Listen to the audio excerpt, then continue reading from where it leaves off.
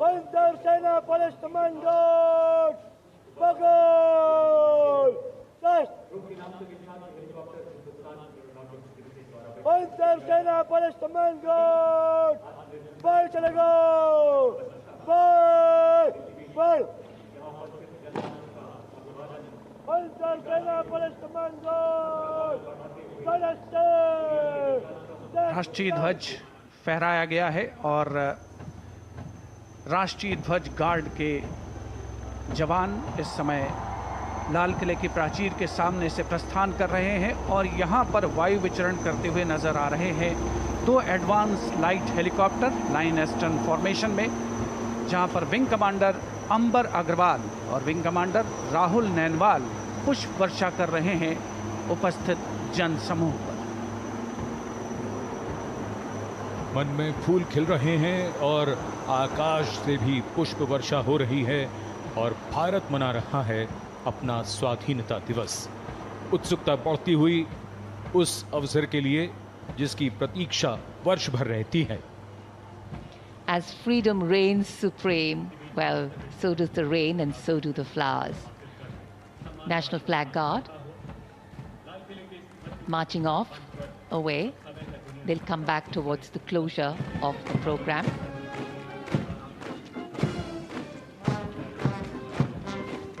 राष्ट्रीय ध्वज गार्ड में सेना की टुकड़ी की कमान संभाली थी मेजर दिनेश एन ने। नौसेना की टुकड़ी की कमान संभाल रहे थे लेफ्टिनेंट कमांडर सचिन धनखड़ और वायुसेना की टुकड़ी की कमान संभाली स्क्वाड्रन लीडर CS श्रवण देवैया ने। दिल्ली पुलिस के जवान भी इस राष्ट्रीय ध्वज गार्ड में शामिल, जिनकी कमान संभाली है एडिशनल DCP अचिन गर्ग ने। इंटर सर्विसेज गार्ड में इस बार समन्वय का दायित्व नौसेना को सौंपा गया था, जिसका नेतृत्व कर रहे थे कमांडर विनय दुबे।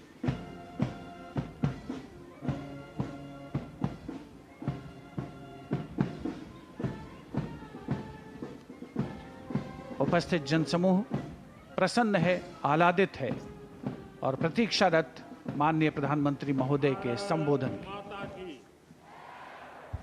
भारत माता की, भारत माता की। मेरे प्यारे देशवासियों, मेरे परिवारजन, आज वो शुभ घड़ी है जब हम देश के लिए मर मिटने वाले, देश की आजादी के लिए अपना जीवन समर्पित करने वाले,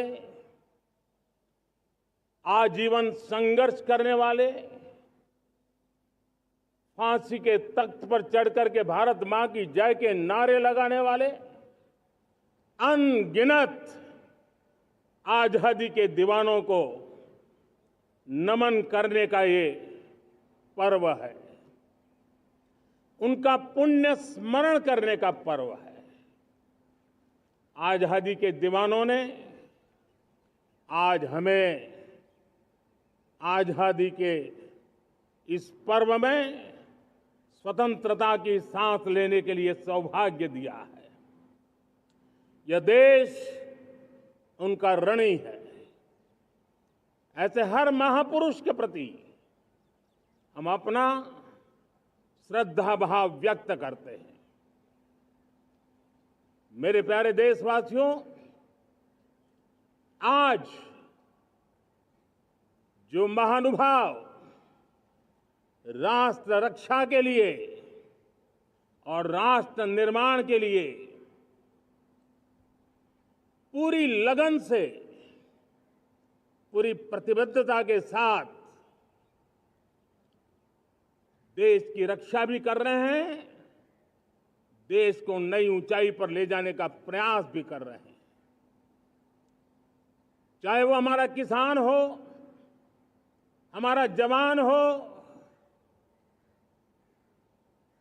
हमारे नौजवानों का हौसला हो, हमारी माताओं बहनों का योगदान हो,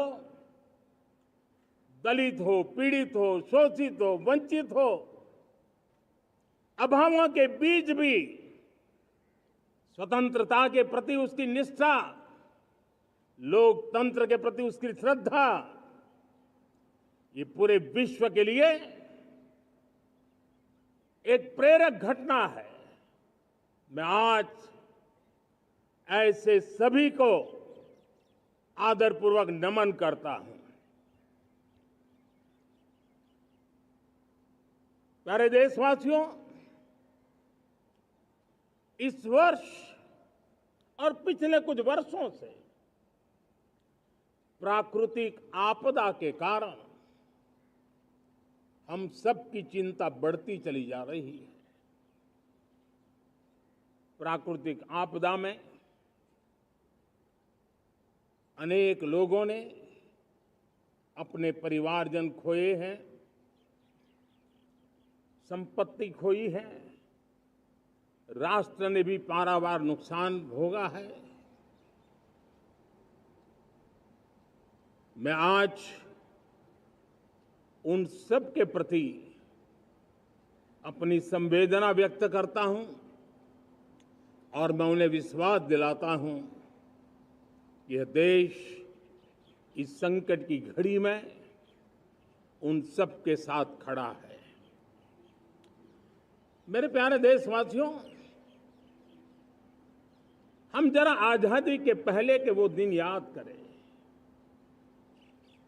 सैकड़ों साल की गुलामी, हर कालखंड संघर्ष का रहा। युवा हो, बुजुर्ग हो, किसान हो, महिला हो, आदिवासी हो, उन्होंने गुलामी के खिलाफ जंग लड़ते रहे,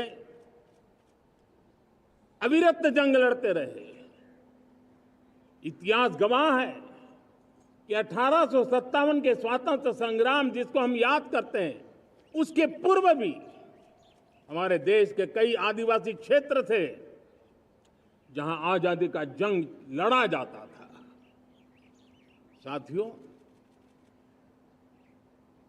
गुलामी का इतना लंबा कालखंड,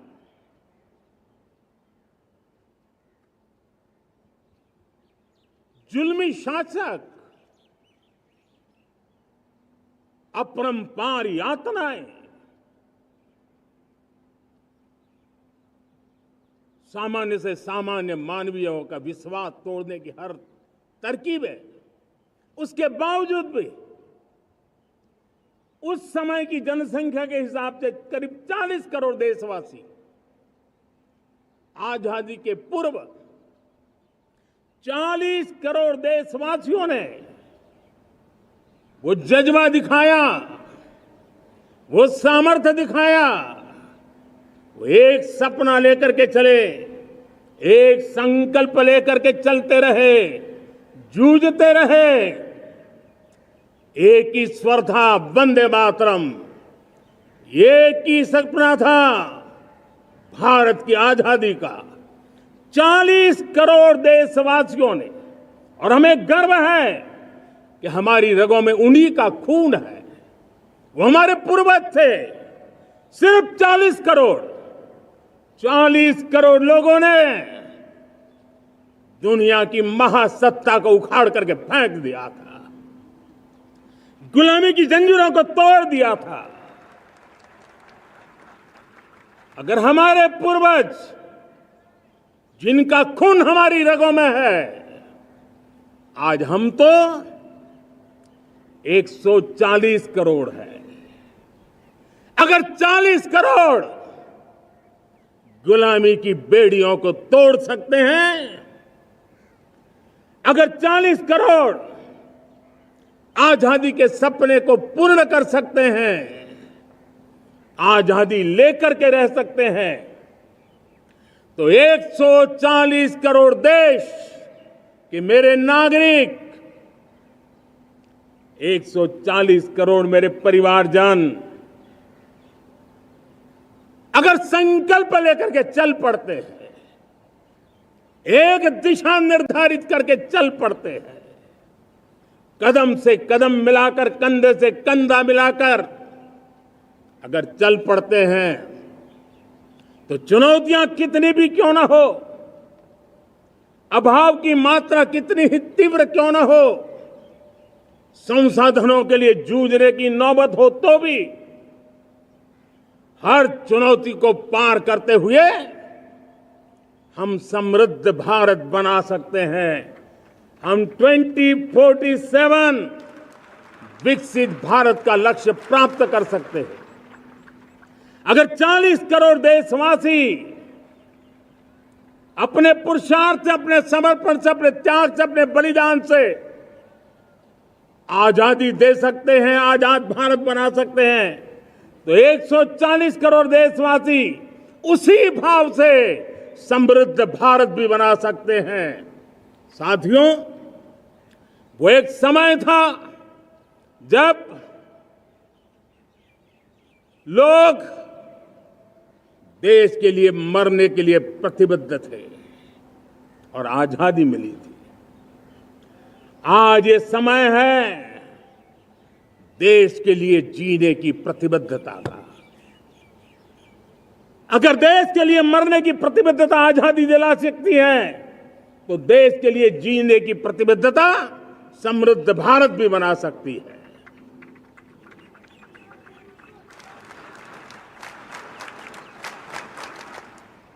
साथियों, विकसित भारत 2047 इस तरफ भाषण के शब्द नहीं है, इसके पीछे कठोर परिश्रम चल रहा है। देश के कोटि कोटि जनों के सुझाव लिए जा रहे हैं और हमने देशवासियों से सुझाव मांगे और मुझे प्रसन्नता है कि मेरे देश के करोड़ों नागरिकों ने विकसित भारत 2047 के लिए अनगिनत सुझाव दिए हैं। हर देशवासी का सपना उसमें प्रतिबिंबित हो रहा है, हर देशवासी का संकल्प उसमें झलकता है। युवा हो, बुजुर्ग हो, गांव के लोग हो, शहर के लोग हो, किसान हो, कामदार हो, दलित हो, आदिवासी हो, पहाड़ों में रहने वाले लोग, शहरों में रहने वाले लोग हैं, हर किसी ने 2047 में जब देश आजादी का 100 साल मनाएगा, तब तक विकसित भारत के लिए अनमोल सुझाव दिए हैं। और मैं जब इन सुझावों को देखता था, मेरा मन प्रसन्न हो रहा था। उन्होंने क्या लिखा? कुछ लोगों ने कहा कि दुनिया का स्किल कैपिटल बनाने का सुझाव हमारे सामने रखा। 2047 विकसित भारत के लिए कुछ लोगों ने भारत को मैन्युफैक्चरिंग का ग्लोबल हब बनाने का सुझाव दिया। कुछ लोगों ने भारत के हमारी यूनिवर्सिटीज ग्लोबल बने, इसके लिए सुझाव दिया। कुछ लोगों ने यह भी कहा कि क्या आजादी के इतने सालों के बाद हमारा मीडिया ग्लोबल नहीं होना चाहिए। कुछ लोगों ने यह भी कहा कि हमारा स्किल्ड युवा विश्व की पहली पसंद बनना चाहिए। कुछ लोगों ने सुझाव दिया भारत को जल्द से जल्द जीवन के हर क्षेत्र में आत्मनिर्भर बनना चाहिए। कई लोगों ने सुझाव दिया कि हमारे किसान जो मोटा अनाज पैदा करते हैं, जिसको हम श्री अन्न कहते हैं, उस सुपर फूड को दुनिया के हर डाइनिंग टेबल पर पहुंचाना है। हमें विश्व के पोषण को भी बल देना है और भारत के छोटे किसानों को भी मजबूती देनी है। कई लोगों ने सुझाव दिया कि देश में स्थानीय स्वराज की संस्थाओं से लेकर के अनेक इकाइयां हैं, उन सब में गवर्नेंस के रिफॉर्म की बहुत जरूरत है। कई लोगों ने लिखा कि न्याय के अंदर जो विलंब हो रहा है, उसके प्रति चिंता जाहिर की और ये भी कहा कि हमारे देश में न्याय व्यवस्था में रिफॉर्म की बहुत बड़ी जरूरत है। कई लोगों ने लिखा कि कई ग्रीनफील्ड सिटीज बनाने की अब समय की मांग है। किसी ने बढ़ती हुई प्राकृतिक आपदाओं के बीच शासन प्रशासन में कैपेसिटी बिल्डिंग के लिए एक अभियान चलाने का सुझाव दिया। बहुत सारे लोगों ने यह सपना भी देखा है कि अंतरिक्ष में भारत का स्पेस स्टेशन जल्द से जल्द बनना चाहिए। किसी ने कहा भारत की जो पारंपरिक ट्रेडिशनल मेडिसिन है, हमारी औषधि है, दुनिया जब आज होलिस्टिक हेल्थ केयर की तरफ जा रही है, तब हमें भारत की पारंपरिक औषधियां और वेलनेस हब के रूप में भारत को विकसित करना चाहिए। कोई कहते हैं कि अब देर नहीं होनी चाहिए, भारत जल्द से जल्द दुनिया की तीसरी सबसे बड़ी इकोनॉमी बनना चाहिए। साथियों, मैं इसलिए पढ़ रहा था कि मेरे देशवासियों ने सुझाव दिए, मेरे देश के सामान्य नागरिक ने ये सुझाव हमें दिए हैं।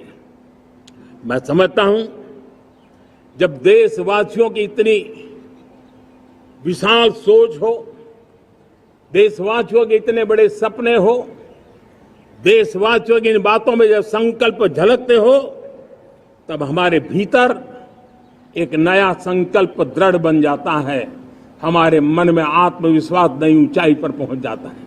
और साथियों, देशवासियों का ये भरोसा सिर्फ कोई इंटेलेक्चुअल डिबेट नहीं है, ये भरोसा अनुभव से निकला हुआ है। ये विश्वास लंबे कालखंड के परिश्रम की पैदावार है। और इसलिए देश का सामान्य मानव याद करता है जब लाल किले से कहा जाता है कि हिंदुस्तान के 18,000 गांवों में समय सीमा में बिजली पहुंचाएंगे और वो काम हो जाता है, तब भरोसा मजबूत हो जाता है। जब ये तय होता है कि आजादी के इतने सालों के बाद भी 2.5 करोड़ परिवार ऐसे हैं जहां बिजली नहीं है, वो अंधेरे में जिंदगी गुजारते हैं, 2.5 करोड़ घरों में बिजली पहुंच जाती है, तब सामान्य मानवीय का भरोसा बढ़ जाता है। जब लाल किले से स्वच्छ भारत की बात कही जाए, तब इस देश के अग्रिम हरोड़ पंक्ति में बैठे हुए लोग हो, गांव के लोग हो, गरीब बस्ती में रहने वाले लोग हो, छोटे छोटे बच्चे हो, हर परिवार के अंदर स्वच्छता का वातावरण बन जाए, स्वच्छता की चर्चा हो, स्वच्छता के संदर्भ में एक दूसरे को रोक टोकने का निरंतर प्रयास चलता रहे। मैं समझता हूं कि ये भारत के अंदर आई हुई नई चेतना का प्रतिबिंब है। जब देश के सामने लाल किले से कहा जाए कि आज हमारे परिवारों में 3 करोड़ परिवार ऐसे हैं जिनके घर में नल से जल मिलता है, आवश्यक है हमारे इन परिवारों को पीने का शुद्ध पानी पहुंचे। जल जीवन मिशन के तहत इतने कम समय में नए 12 करोड़ परिवारों को जल जीवन मिशन के तहत नल से जल पहुंच रहा है। आज 15 करोड़ परिवार इसके लाभार्थी बन चुके हैं। हमारे कौन लोग वंचित थे इन व्यवस्थाओं से, कौन पीछे रह गए थे? समाज के अग्रिम पंक्ति के लोग इसके लिए अभाव में नहीं जीते थे। मेरे दलित, मेरे पीड़ित, मेरे शोषित, मेरे आदिवासी भाई बहन, मेरे गरीब भाई बहन, मेरे झुग्गी झोपड़ी में जिंदगी गुजारने वाले लोग, वही तो इन चीजों के अभाव में जी रहे थे।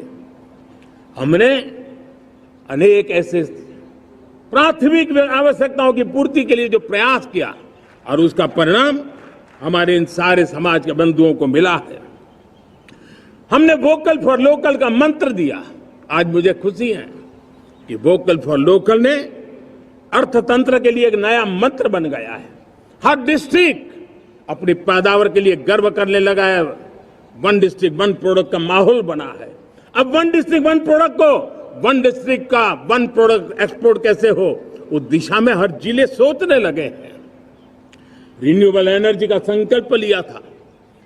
G20 समूह के देशों ने जितना किया है उससे ज्यादा भारत ने किया है।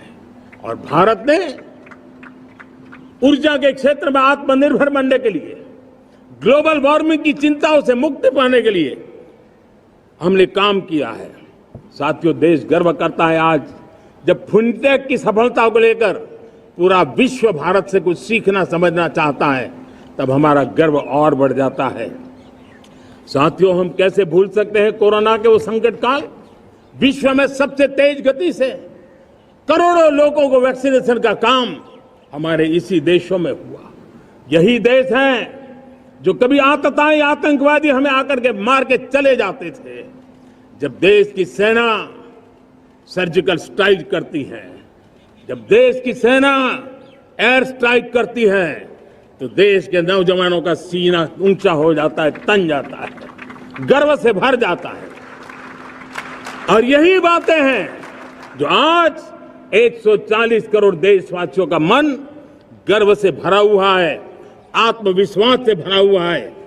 साथियों, इन सारी बातों के लिए एक सुविचारित प्रयास हुआ है। रिफॉर्म की परंपरा को सामर्थ्य दिया गया है, नक्कर तरीकों के, नक्कर लक्ष्य को लेकर के।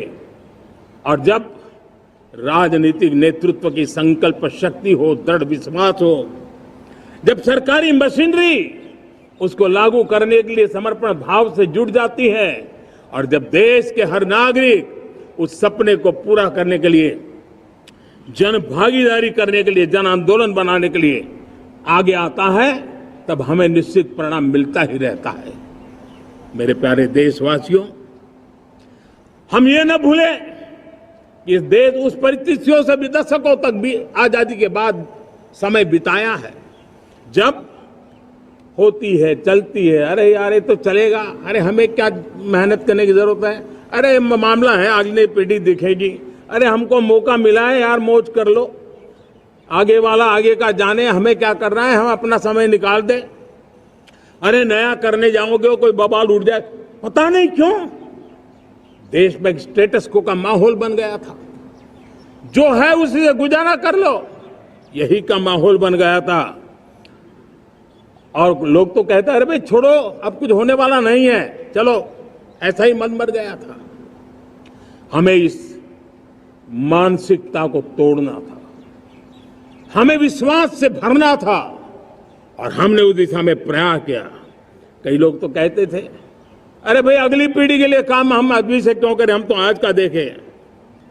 लेकिन देश का सामान्य नागरिक ये नहीं चाहता था, वो बदलाव के इंतजार में था, वो बदलाव चाहता था, उसकी ललक थी, लेकिन उसके सपनों को किसी ने तवज्जो नहीं दी, उसकी आशा आकांक्षाओं को, अपेक्षाओं को तवज्जो नहीं दी गई, और उसके कारण वो मुसीबतों को झेलते हुए गुजारा करता रहा, वो रिफॉर्म्स का इंतजार करता रहा।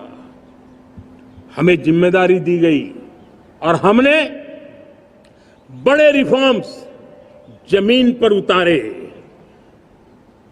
गरीब हो, मिडिल क्लास हो, हमारे वंचित लोग हो, हमारी बढ़ती जाती शहरी आबादी हो, हमारे नौजवानों के सपने हो, संकल्प हो, आकांक्षाएं हो, उनके जीवन में बदलाव लाने के लिए रिफॉर्म का मार्ग हमने चुना।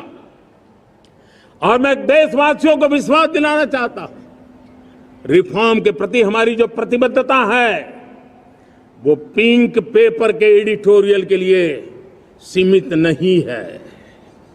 हमारे रिफॉर्म्स की ये प्रतिबद्धता है, वो 4 दिन की वाहवाही के लिए नहीं है।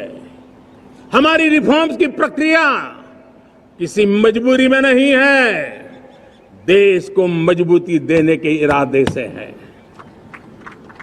और इसलिए मैं आज कह सकता हूं, रिफॉर्म का हमारा मार्ग एक प्रकार से ग्रोथ की ब्लूप्रिंट बनी हुई है।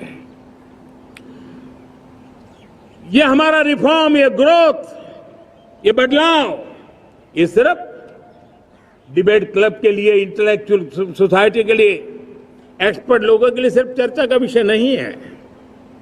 साथियों, हमने राजनीतिक मजबूरी के कारण नहीं किया है। हम जो कुछ भी कर रहे हैं वो राजनीति का भागा गुणा करके नहीं सोचते हैं, हमारा एक ही संकल्प होता है, नेशन फर्स्ट, नेशन फर्स्ट, राष्ट्र हित सुप्रीम। ये मेरा भारत महान बने, इसी संकल्प को लेकर के हम कदम उठाते हैं। साथियों, जब रिफॉर्म की बात आती है, एक लंबा परिवेश है। अगर मैं उसकी चर्चा में चला जाऊंगा तो शायद घंटों निकल जाएंगे, लेकिन मैं छोटा सा उदाहरण देना चाहता हूं।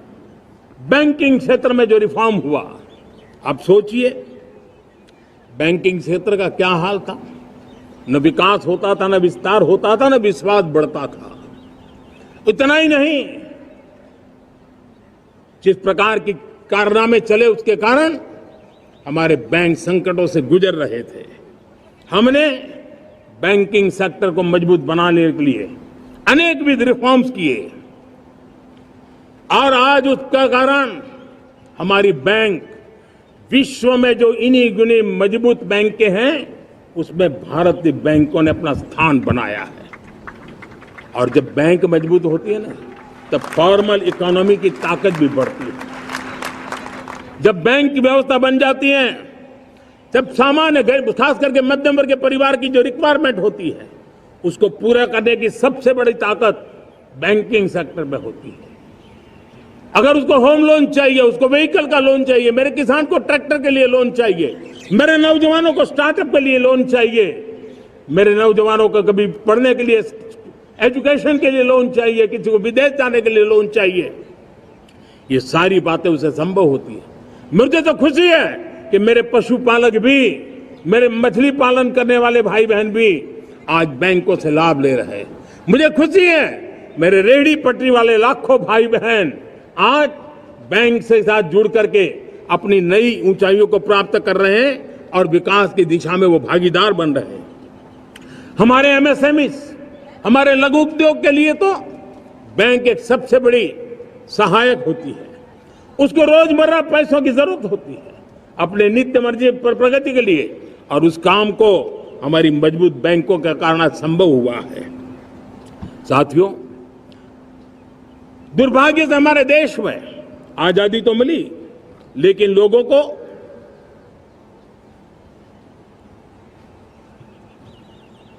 एक प्रकार से माई बाप कल्चर से गुजरना पड़ा। सरकार के पास मांगते रहो, सरकार के पास हाथ फैलाते रहो, किसी की सिफारिश के लिए रास्ते खोजते रहो, वही कल्चर डेवलप हुआ था। आज हमने गवर्नेंस के इस मॉडल को बदला है। आज सरकार खुद लाभार्थी हितार्थी के पास जाती है। आज सरकार खुद उसके घर गैस का चूल्हा पहुंचाती है। आज सरकार खुद उसके घर पानी पहुंचाती है। आज सरकार खुद उसके घर बिजली पहुंचाती है। आज सरकार खुद उसको आर्थिक मदद दे करके विकास के नए आयामों को चर करने के लिए प्रेरित करती है, प्रोत्साहित करती है। आज सरकार खुद नौजवान के स्किल डेवलपमेंट के लिए अनेक कदम उठा रही है। साथियों, बड़े रिफॉर्म्स के लिए हमारी सरकार बहुत ही प्रतिबद्ध है और हम इसी के द्वारा देश में प्रगति की राह को चुनना चाहते हैं। साथियों, देश में नई व्यवस्थाएं बन रही है। देश को आगे ले जाने के लिए अनेक वित्त नीतियों को, अनेक वित्त पॉलिसीज को निरंतर बनाया जाए और नए सिस्टम पर देश का भरोसा भी बढ़ता रहता है, निरंतर बढ़ता रहता है। आज जो 20-25 साल का नौजवान है, जो 10 साल पहले जब 12-15 साल की उम्र का नौजवान था, उसने अपनी आंखों के सामने ये बदलाव देखा है। 10 साल के भीतर भीतर उसके सपनों को आकार मिला है, धार मिली है और उसके आत्मविश्वास में एक नई चेतना जगी है और वही देश का एक नया सामर्थ्य के रूप में उभरना है। आज विश्व भर में भारत की साख बढ़ी है, भारत के प्रति देखने का नजरिया बदला है। आज विश्व में युवाओं के लिए संभावनाओं के द्वार खुले हैं, रोजगार के अनगिनत नए अवसर जो शायद आजादी के इतने सालों के बाद भी नहीं आए थे, वो आज उनके दरवाजे पर दस्तक दे रहे हैं। संभावनाएं बढ़ती गई हैं, नए मौके बन रहे हैं। मेरे देश के युवाओं को अब धीरे धीरे चलने का इरादा नहीं है। मेरा देश का नौजवान इंक्रीमेंटल प्रगति में विश्वास नहीं करता। मेरा देश का नौजवान छलांग मारने के मूड में है। वो छलांग मार के नई सिद्धियों को प्राप्त करने के मूड में है। मैं कहना चाहूंगा, भारत के लिए गोल्डन एरा है। वैश्विक परिस्थितियों की तुलना में भी देखें, ये गोल्डन एरा है। ये हमारा स्वर्णिम कालखंड है। मेरे प्यारे देशवासियों, ये अवसर हमें जाने नहीं देना है। ये मौका हमें जाने नहीं देना चाहिए और इसी मौके को पकड़ करके अपने सपने और संकल्पों को लेकर के चल पड़ेंगे तो हम देश की स्वर्णिम भारत की जो अपेक्षा और हमें विकसित भारत का 2047 का लक्ष्य हम पूरा करके रहेंगे। हम सदियों की बेड़ियों को तोड़ करके निकले हैं। आज टूरिज्म का क्षेत्र हो, एमएसएमई का क्षेत्र हो, एजुकेशन हो, हेल्थ सेक्टर हो, ट्रांसपोर्ट सेक्टर हो, खेती और किसानी का सेक्टर हो, हर सेक्टर में एक नया आधुनिक सिस्टम बन रहा है। हम विश्व की बेस्ट प्रैक्टिसेस को भी आगे देख रखते हुए हम हमारे देश की परिस्थितियों के अनुसार आगे बढ़ना चाहते हैं। हर सेक्टर में आधुनिकता की जरूरत है, नएपन की जरूरत है, टेक्नोलॉजी को जोड़ने की जरूरत है और हर सेक्टर में हमारी नई नीतियों के कारण इन सारे क्षेत्रों में एक नया सपोर्ट मिल रहा है, नई ताकत मिल रही है।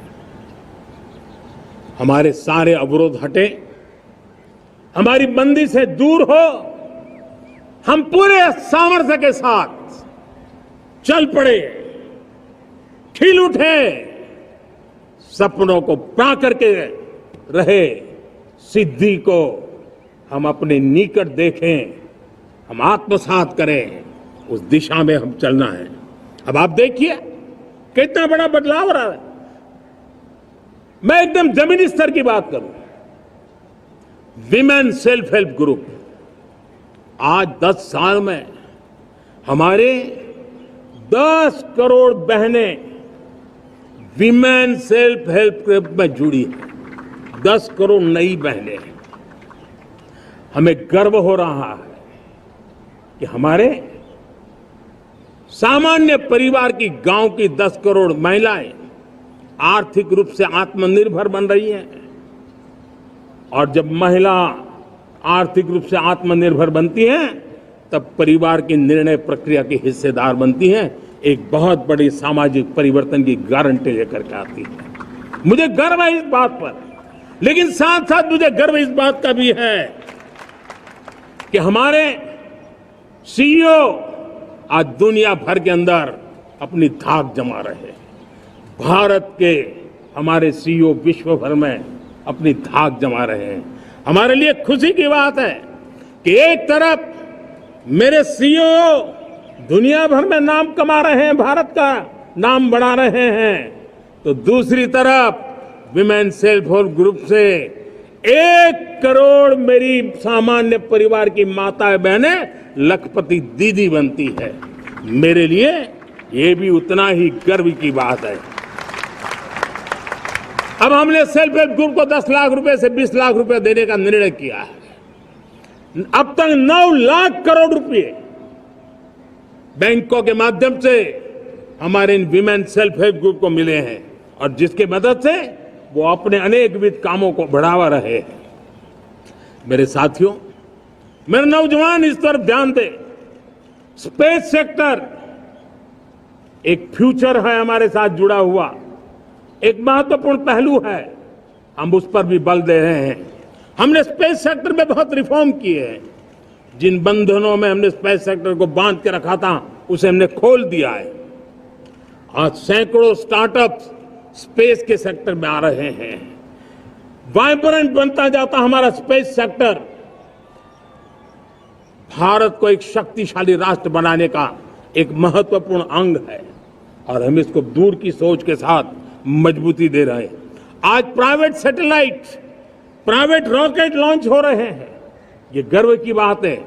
आज मैं कह सकता हूं, जब नीति सही होती है, नियत सही होती है और पूर्ण समर्पण से राष्ट्र का कल्याण यही मंत्र होता है, तो निश्चित परिणाम हम प्राप्त करके रहते हैं।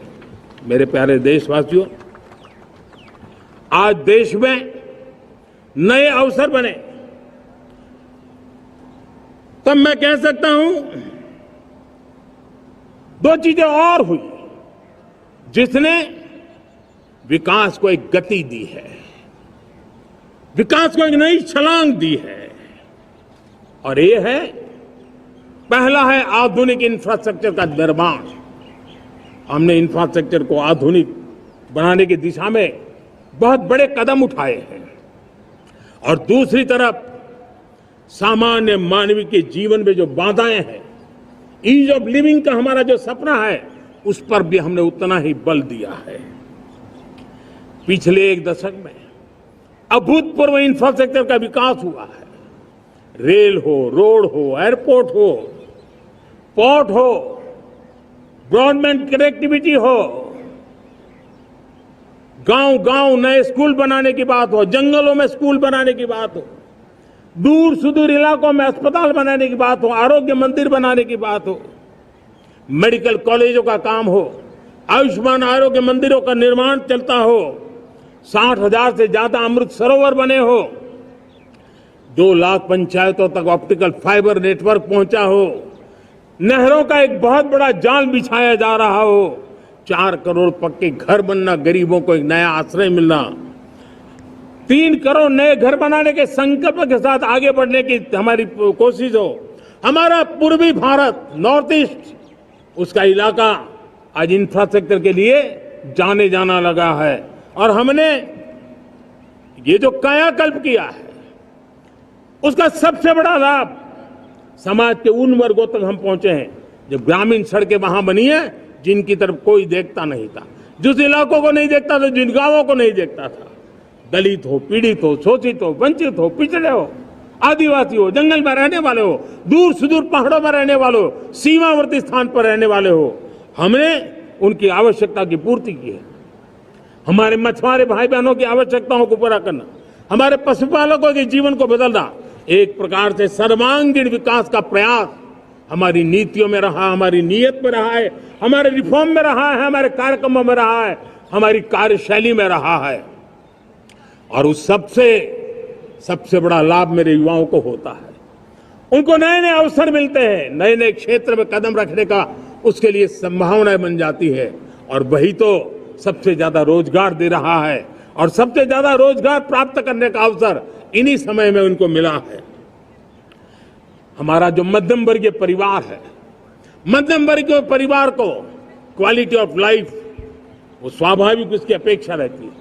वो देश के लिए बहुत देता है, तो देश का भी दायित्व है कि उसकी जो क्वालिटी ऑफ लाइफ पे जो उसकी अपेक्षाएं हैं, सरकार की कठिनाइयों से मुक्ति की उसकी जो अपेक्षाएं हैं, उसको पूर्ण करने के लिए हम निरंतर प्रयास करते हैं। और मैंने तो सपना देखा है कि 2047 जब विकसित भारत का सपना होगा, तो उसकी एक इकाई ये भी होगी कि सामान्य मानव के जीवन में सरकार की दखलें कम हो, जहां सरकार की जरूरत हो वहां अभाव न हो, और जहां सरकार की बेकारण प्रभाव भी न हो, इस प्रकार की व्यवस्था पर हम प्रतिबद्ध हैं।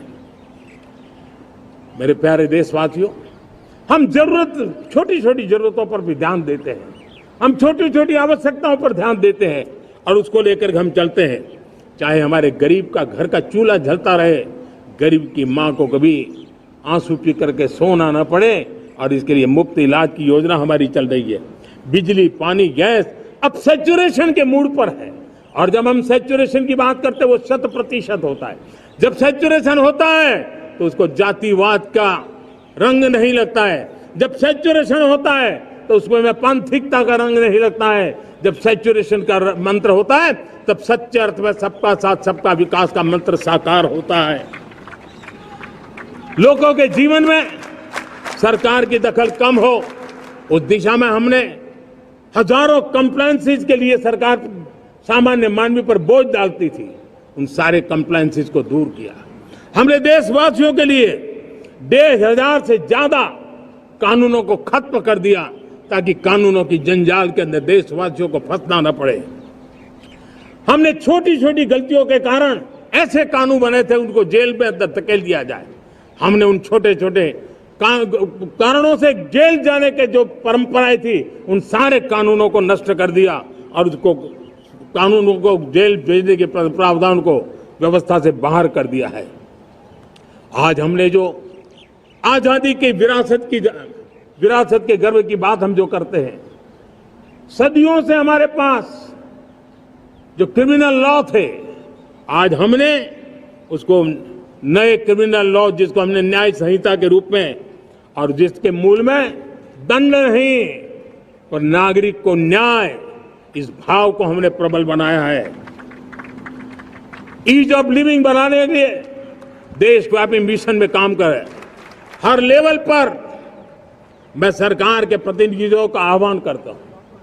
मैं जनप्रतिनिधि, वो किसी भी दल के क्यों न हो, किसी भी राज्य के क्यों न हो, सबसे आग्रह करता हूं कि हमने एक मिशन मोड में ईज ऑफ लिविंग के लिए कदम उठाने चाहिए।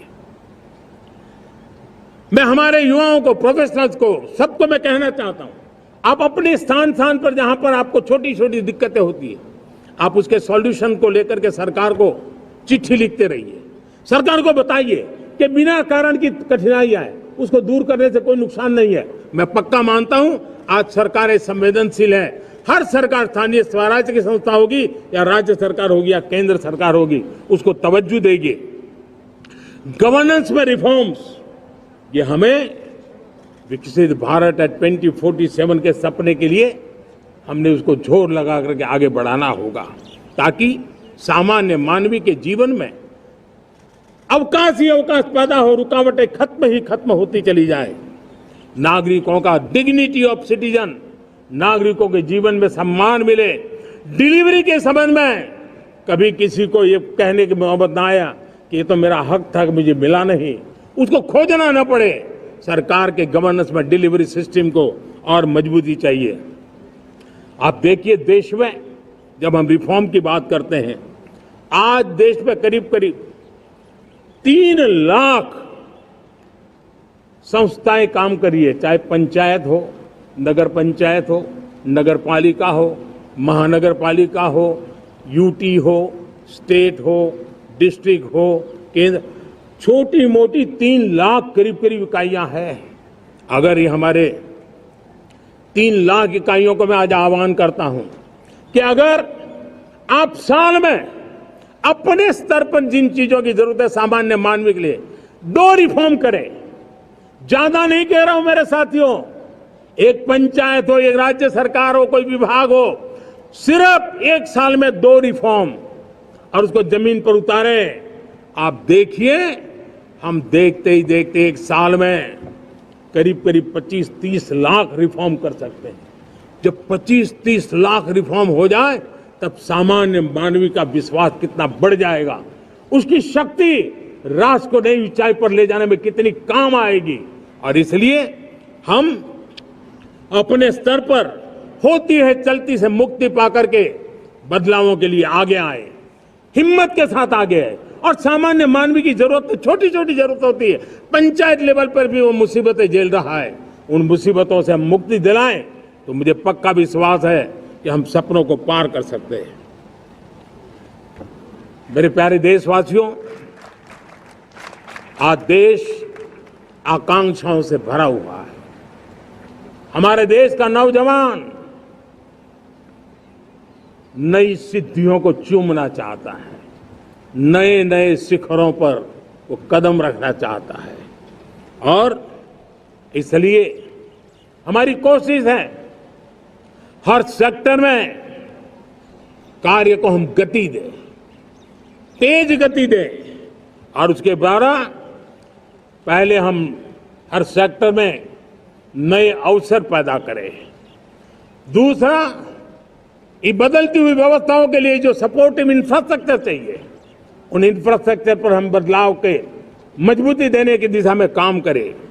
और तीसरी बात है, नागरिकों की मूलभूत सुविधाओं के विषय में हम प्राथमिकता दें, उसको बल दें।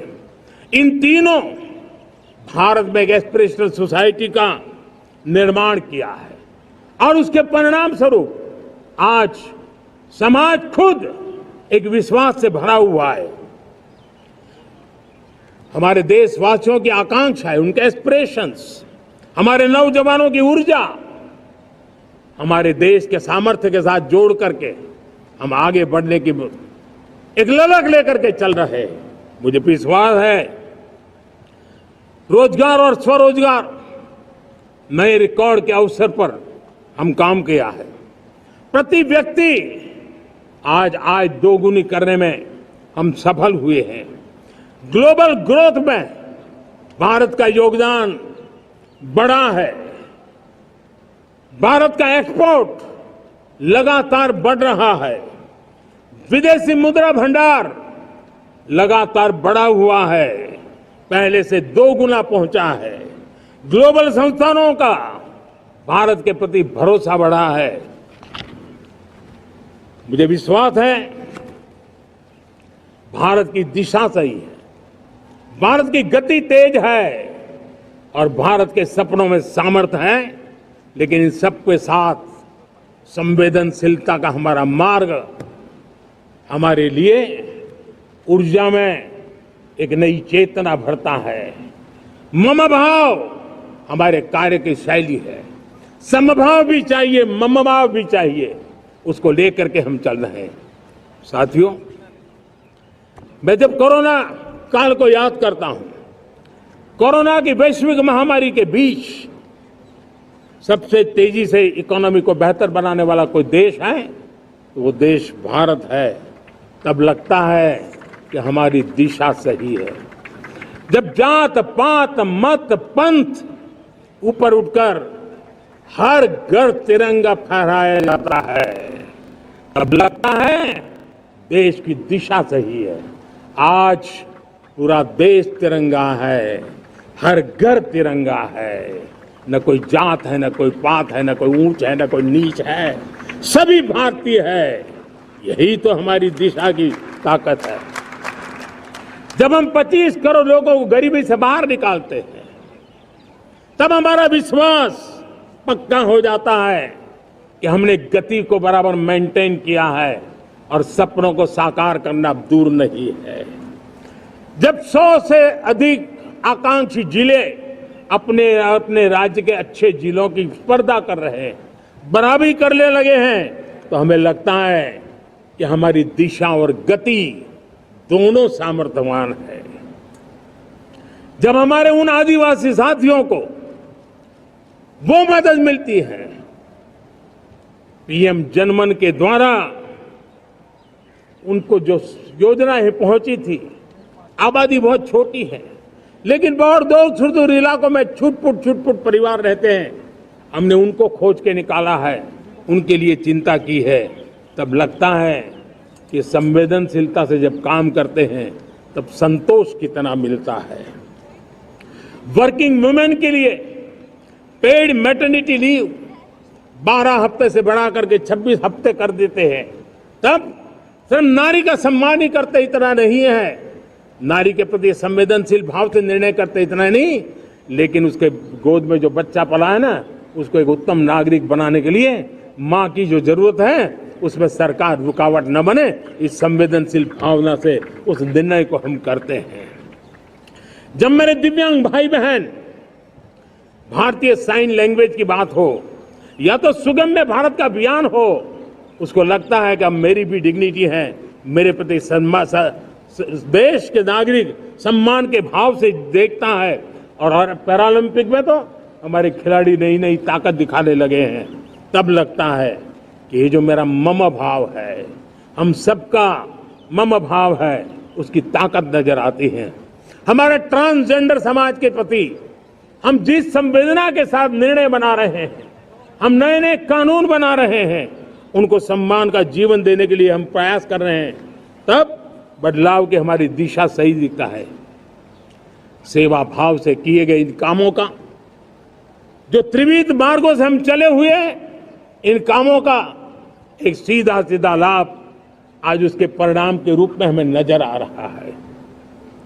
60 साल बाद लगातार तीसरी बार आपने हमें देश सेवा का मौका दिया है।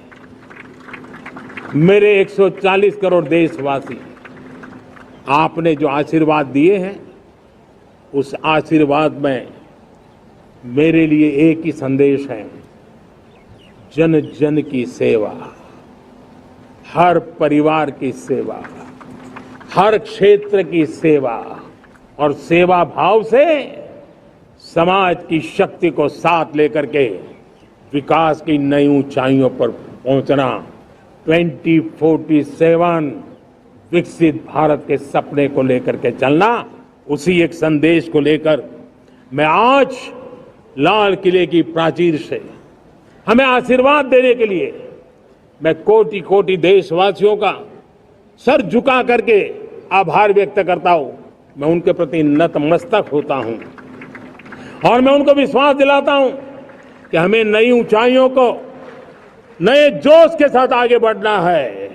हमें सिर्फ जो हो गया है वो संतोष मान करके बैठने वाले हम लोग नहीं हैं, वो हमारे संस्कार में नहीं है। हम कुछ और करने के लिए, कुछ और आगे बढ़ने के लिए और कुछ और नई ऊंचाइयों को पार करने के लिए हम आगे बढ़ना चाहते हैं। विकास को, समृद्धि को, सपनों को साकार करने को, संकल्प को लिए जीवन खपाने को हम अपना स्वभाव बनाना चाहते हैं, देशवासियों का स्वभाव बनाना चाहते हैं। मेरे प्यारे देशवासियों,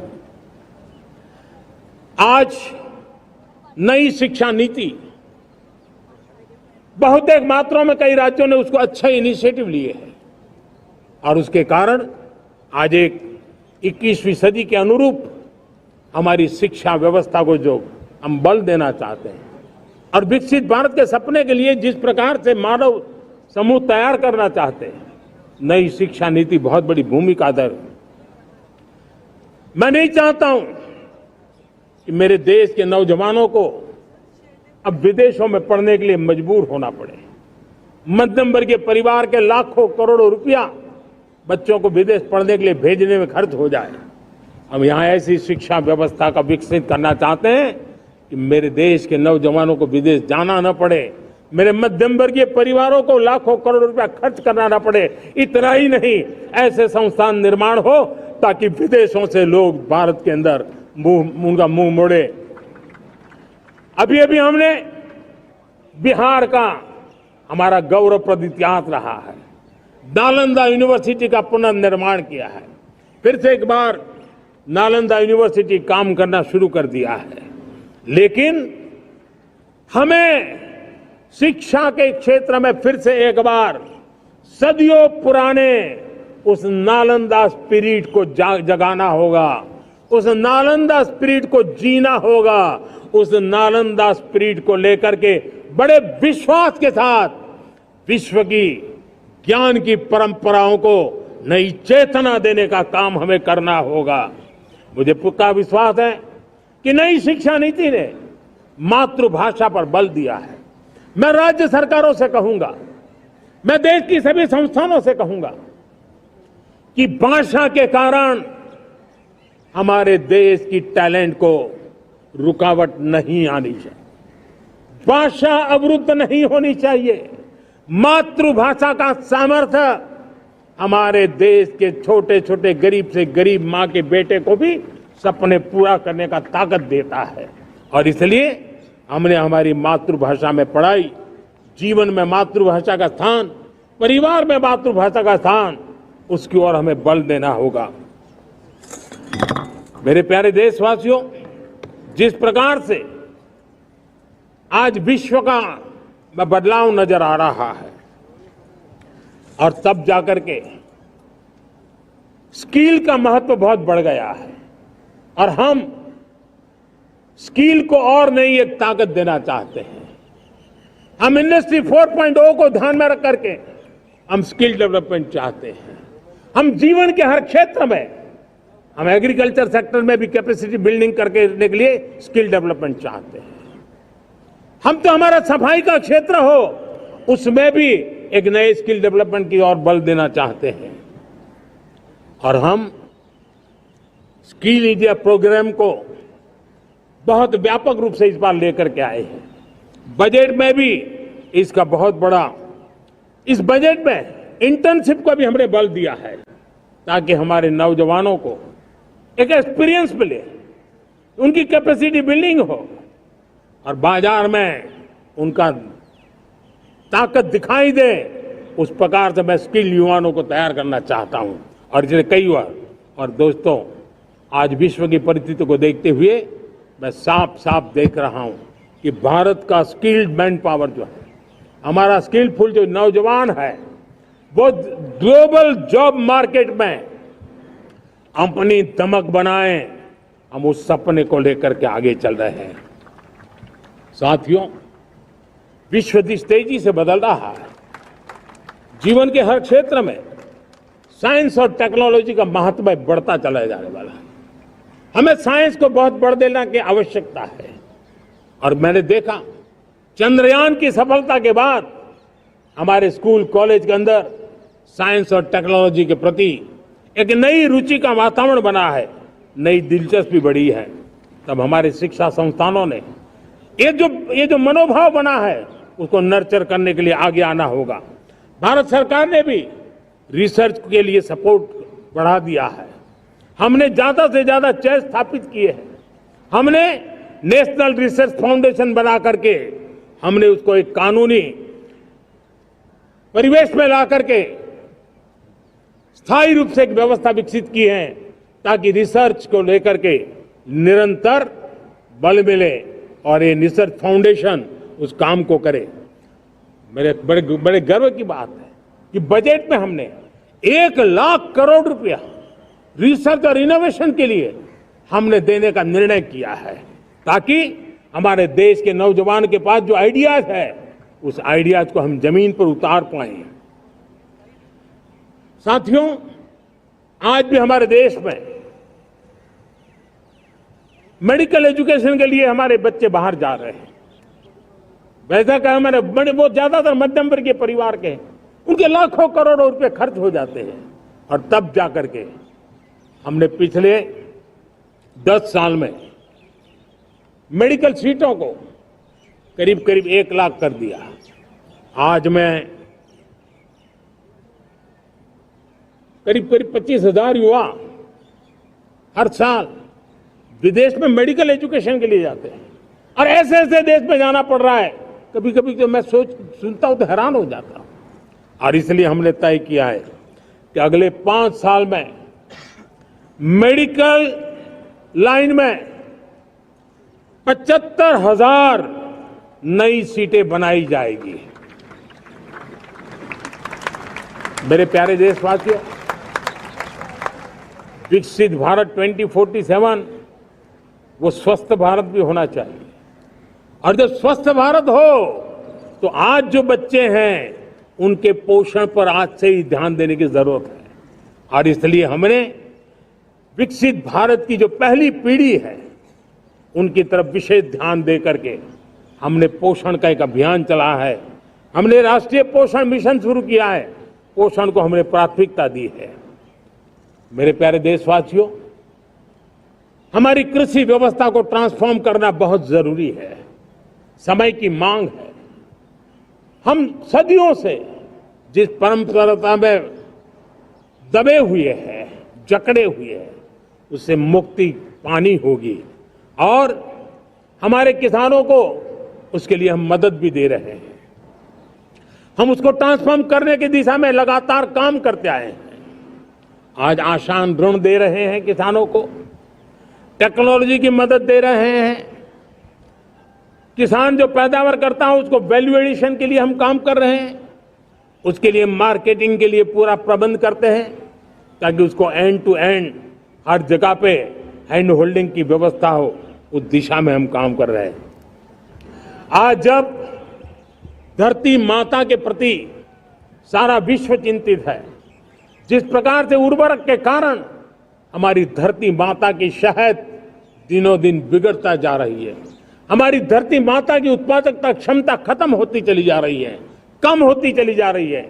और उस समय मैं मेरे देश के लाखों किसानों का आभार व्यक्त करना चाहता हूं, जिन्होंने प्राकृतिक खेती का रास्ता चुना है और हमारी धरती माता की सेवा करने का भी उन्होंने बीड़ा उठाया है। और इस बार बजट में भी हमने प्राकृतिक खेती को बल देने के लिए बहुत बड़ी योजनाओं के साथ बहुत बड़ा बजट में प्रावधान किया है। मेरे प्यारे देशवासियों, आज दुनिया की स्थिति में देखता हूं, पूरा विश्व होलिस्टिक हेल्थ केयर की तरफ मुड़ा है और तब उनको ऑर्गेनिक फूड ये उनकी प्रथम पसंद बनी है। आज विश्व के लिए ऑर्गेनिक फूड का अगर कोई फूड बास्केट बन सकता है तो मेरे देश का किसान बना सकता है, मेरा देश बन सकता है। और इसलिए हम आने वाले दिनों में उस सपने को लेकर के आगे चलना चाहते हैं, ताकि ऑर्गेनिक फूड की जो विश्व की मांग है, उस ऑर्गेनिक फूड का बास्केट हमारा देश कैसे बने, किसानों का जीवन आसान बने, गांव में टॉप क्लास इंटरनेट कनेक्टिविटी मिले, किसानों को स्वास्थ्य सुविधाएं मिले, किसान के बच्चों को पढ़ने के लिए स्मार्ट स्कूल अवेलेबल हो, किसान के बच्चों को रोजगार उपलब्ध हो। छोटी छोटे खेती के टुकड़ों पर पूरा परिवार आज जीना बड़ा मुश्किल हो रहा है, तब उनके नौजवानों के लिए वो स्किल मिले ताकि उनके नए रोजगार मिले, नए आय के साधन बने। इसका एक कॉम्प्रिहेंसिव प्रयास हम कर रहे हैं। बीते वर्षों में वुमेन लेड डेवलपमेंट मॉडल पर हमने काम किया है। इनोवेशन हो, एम्प्लॉयमेंट हो, एंटरप्रेन्योरशिप हो, हर सेक्टर में महिलाओं के कदम बढ़ते जा रहे हैं। महिलाएं सिर्फ भागीदारी बढ़ा रही है ऐसा नहीं, महिलाएं नेतृत्व दे रही है। आज अनेक क्षेत्रों में, आज हमारे रक्षा क्षेत्र में देखिए, हमारा एयरफोर्स हो, हमारी आर्मी हो, हमारी नेवी हो, हमारा स्पेस सेक्टर हो, आज हमारी महिलाओं का हम दमखम देख रहे हैं देश के लिए। लेकिन दूसरी तरफ कुछ चिंता की बातें भी आती हैं और मैं आज लाल किले से फिर बार एक अपनी पीड़ा व्यक्त करना चाहता हूं। एक समाज के नाते हमें गंभीरता से सोचना होगा कि हमारी माताओं, बहनों, बेटियों के प्रति जो अत्याचार हो रहे हैं, उसके प्रति देश का आक्रोश है, जन सामान्य का आक्रोश है। इस आक्रोश को मैं महसूस कर रहा हूं। इसको देश को, समाज को, हमारी राज्य सरकारों को गंभीरता से लेना होगा। महिलाओं के विरुद्ध अपराधों की जल्द से जल्द जांच हो, राक्षसी कृत्य करने वालों को जल्द से जल्द कड़ी सजा हो, वो समाज में विश्वास पैदा करने के लिए जरूरी है। मैं ये भी बताना चाहूंगा कि जब बलात्कार की या महिलाओं पर अत्याचार की घटनाएं घटती हैं तो उसकी बहुत चर्चा होती है, बहुत प्रचार होता है, मीडिया में छाया रहता है। लेकिन जब ऐसे राक्षसी मनोवृत्ति व्यक्ति को सजा होती है तो वो खबरों में कहीं नजर नहीं आती है, कोने में कहीं पड़ा रहता है। अब समय की मांग है कि जिनको सजा होती है उसकी व्यापक चर्चा हो, ताकि ऐसा पाप करने वालों को भी डर पैदा हो कि पाप करने की हालत ये होती है कि फांसी पर लटकना पड़ता है। और मुझे लगता है कि डर पैदा करना बहुत जरूरी है। मेरे प्यारे देशवासियों, हमारे देश में ऐसी एक आदत बन गई थी स्वभाव से, हम देश को कम आंकना, देश के प्रति गौरव के भाव का अभाव होना, ये पता नहीं क्यों हमारे जहन में घुस गया था। और हम तो कभी कभी तो लेट आए तो कहते थे इंडियन टाइम, शर्म के साथ हम बोल देते थे। देश को इन चीजों से हमने बाहर लाने में सफलता पाई है। किसी जमाने में कहा जाता था अरे खिलौने भी बाहर से आते थे, वो दिन देखे हमने। आज मैं गर्व से कह सकता हूं कि मेरे देश के खिलौने दुनिया के बाजार में अपनी धमक लेकर के पहुंच रहे हैं। खिलौने हमारे एक्सपोर्ट होने शुरू हुए। तो एक जमाना था हम मोबाइल फोन इंपोर्ट करते थे, आज मोबाइल फोन का मैन्युफैक्चरिंग का इकोसिस्टम बना है, एक बहुत बड़ा हब बना है और आज हम मोबाइल फोन दुनिया में एक्सपोर्ट करने लगे हैं। ये भारत की ताकत है। साथियों, भविष्य के साथ सेमीकंडक्टर जुड़ा हुआ है, आधुनिक टेक्नोलॉजी जुड़ी है, एआई जुड़ा हुआ है। हमने सेमीकंडक्टर मिशन पर काम शुरू किया है। हर उपकरण में मेड इन इंडिया चिप क्यों न हो, क्यों ये सपना मेरे देश का नौजवान देखे। टैलेंट यहाँ है, सारे इस प्रकार के रिसर्च काम हिंदुस्तान में होते हैं, तो अब प्रोडक्शन भी हिंदुस्तान में होगा, सेमीकंडक्टर का काम भी हिंदुस्तान में होगा और हम एंड टू एंड सॉल्यूशन दुनिया को देने की ताकत रखते हैं और हम उसको साथियों, एक जमाना हमने देखा है 2G के लिए हम कैसा संघर्ष करते थे। आज हर उपकरण में हम देख रहे हैं, हम तेजी से आगे बढ़े और 5G जिस तेजी से पूरे देश में रोल आउट हुआ, हिंदुस्तान के करीब करीब सभी क्षेत्रों में 5G पहुंच गया। वो विश्व में तेज गति से 5G पहुंचाने में हम आगे रहे और देश, साथियों, मैंने कहा हम रुकने वाले नहीं हैं। 5G पे रुक जाना हमें मंजूर नहीं है। हम 6G पर अभी से मिशन मोड में काम कर रहे हैं और विश्व में हम उसमें भी अपनी धमक जमाएंगे, ये मैं विश्वास से कहता हूं। मेरे प्यारे साथियों, डिफेंस सेक्टर हमारी आदत हो गई थी। डिफेंस बजट कितना ही क्यों न हो, लेकिन कभी कोई सोचता नहीं था कि डिफेंस बजट बढ़ा तो जाता कहां है। डिफेंस बजट विदेशों से खरीदी में चला जाता था। अब हम चाहते हैं हम आत्मनिर्भर बने और मैं हमारी डिफेंस फोर्सेस का हृदय से धन्यवाद करता हूं। उन्होंने हजारों ऐसी चीजें लिस्ट कर दी है। उन्होंने तय किया है कि हम विदेश से नहीं लाएंगे। राष्ट्र के लिए जीना क्या कहते हैं, ये हमारे सेना के जवानों ने दिखाया है और उसके कारण डिफेंस के सेक्टर में हम आत्मनिर्भर होते चले जा रहे हैं। आज डिफेंस मैन्युफैक्चरिंग में भारत की पहचान बनी है और मैं आज खुशी से कह सकता हूं कि जो देश कभी डिफेंस की हर छोटी मोटी चीज बाहर से लाता था, आज धीरे धीरे दुनिया के कई देशों में हम जो डिफेंस के इक्विपमेंट मैन्युफैक्चर कर रहे हैं वो हम एक्सपोर्ट करने लगे हैं। दुनिया में डिफेंस हब, मैन्युफैक्चरिंग हब के रूप में हम धीरे धीरे उभर रहे हैं। हम मैन्युफैक्चरिंग क्षेत्र को बढ़ावा देना चाहते हैं क्योंकि रोजगार के लिए सर्वाधिक आवश्यक है। आज PLI स्कीम को बहुत बड़ी सफलता मिली है। FDI रिफॉर्म्स, उसने भी हमें बहुत बड़ी ताकत दी है। MSMEs को बहुत बड़ा बल मिला है, नई व्यवस्थाएं विकसित हुई है और उसके कारण हमारा मैन्युफैक्चरिंग सेक्टर, हम दुनिया का एक मैन्युफैक्चरिंग हब बने। जिस देश के पास इतनी नौजवान शक्ति हो, जिस देश के अंदर ये सामर्थ्य हो, हम मैन्युफैक्चरिंग की दुनिया में भी इंडस्ट्री 4.0 में हम बहुत बड़ी ताकत के साथ आगे जाना चाहते हैं और इसके लिए आवश्यक स्किल डेवलपमेंट, उस पर भी हमने बल दिया है और स्किल डेवलपमेंट में भी हमने नए मॉडल तय किए हैं। हमने जन भागीदारी को जोड़ा है ताकि तुरंत रिक्वायरमेंट के अनुसार स्किल डेवलपमेंट हम कर सके और मुझे विश्वास है, मैं लाल किले की प्राचीर से कह रहा हूं, वो दिन दूर नहीं होगा जो भारत इंडस्ट्रियल मैन्युफैक्चरिंग का हब होगा, दुनिया उसकी तरफ देखती होगी। आज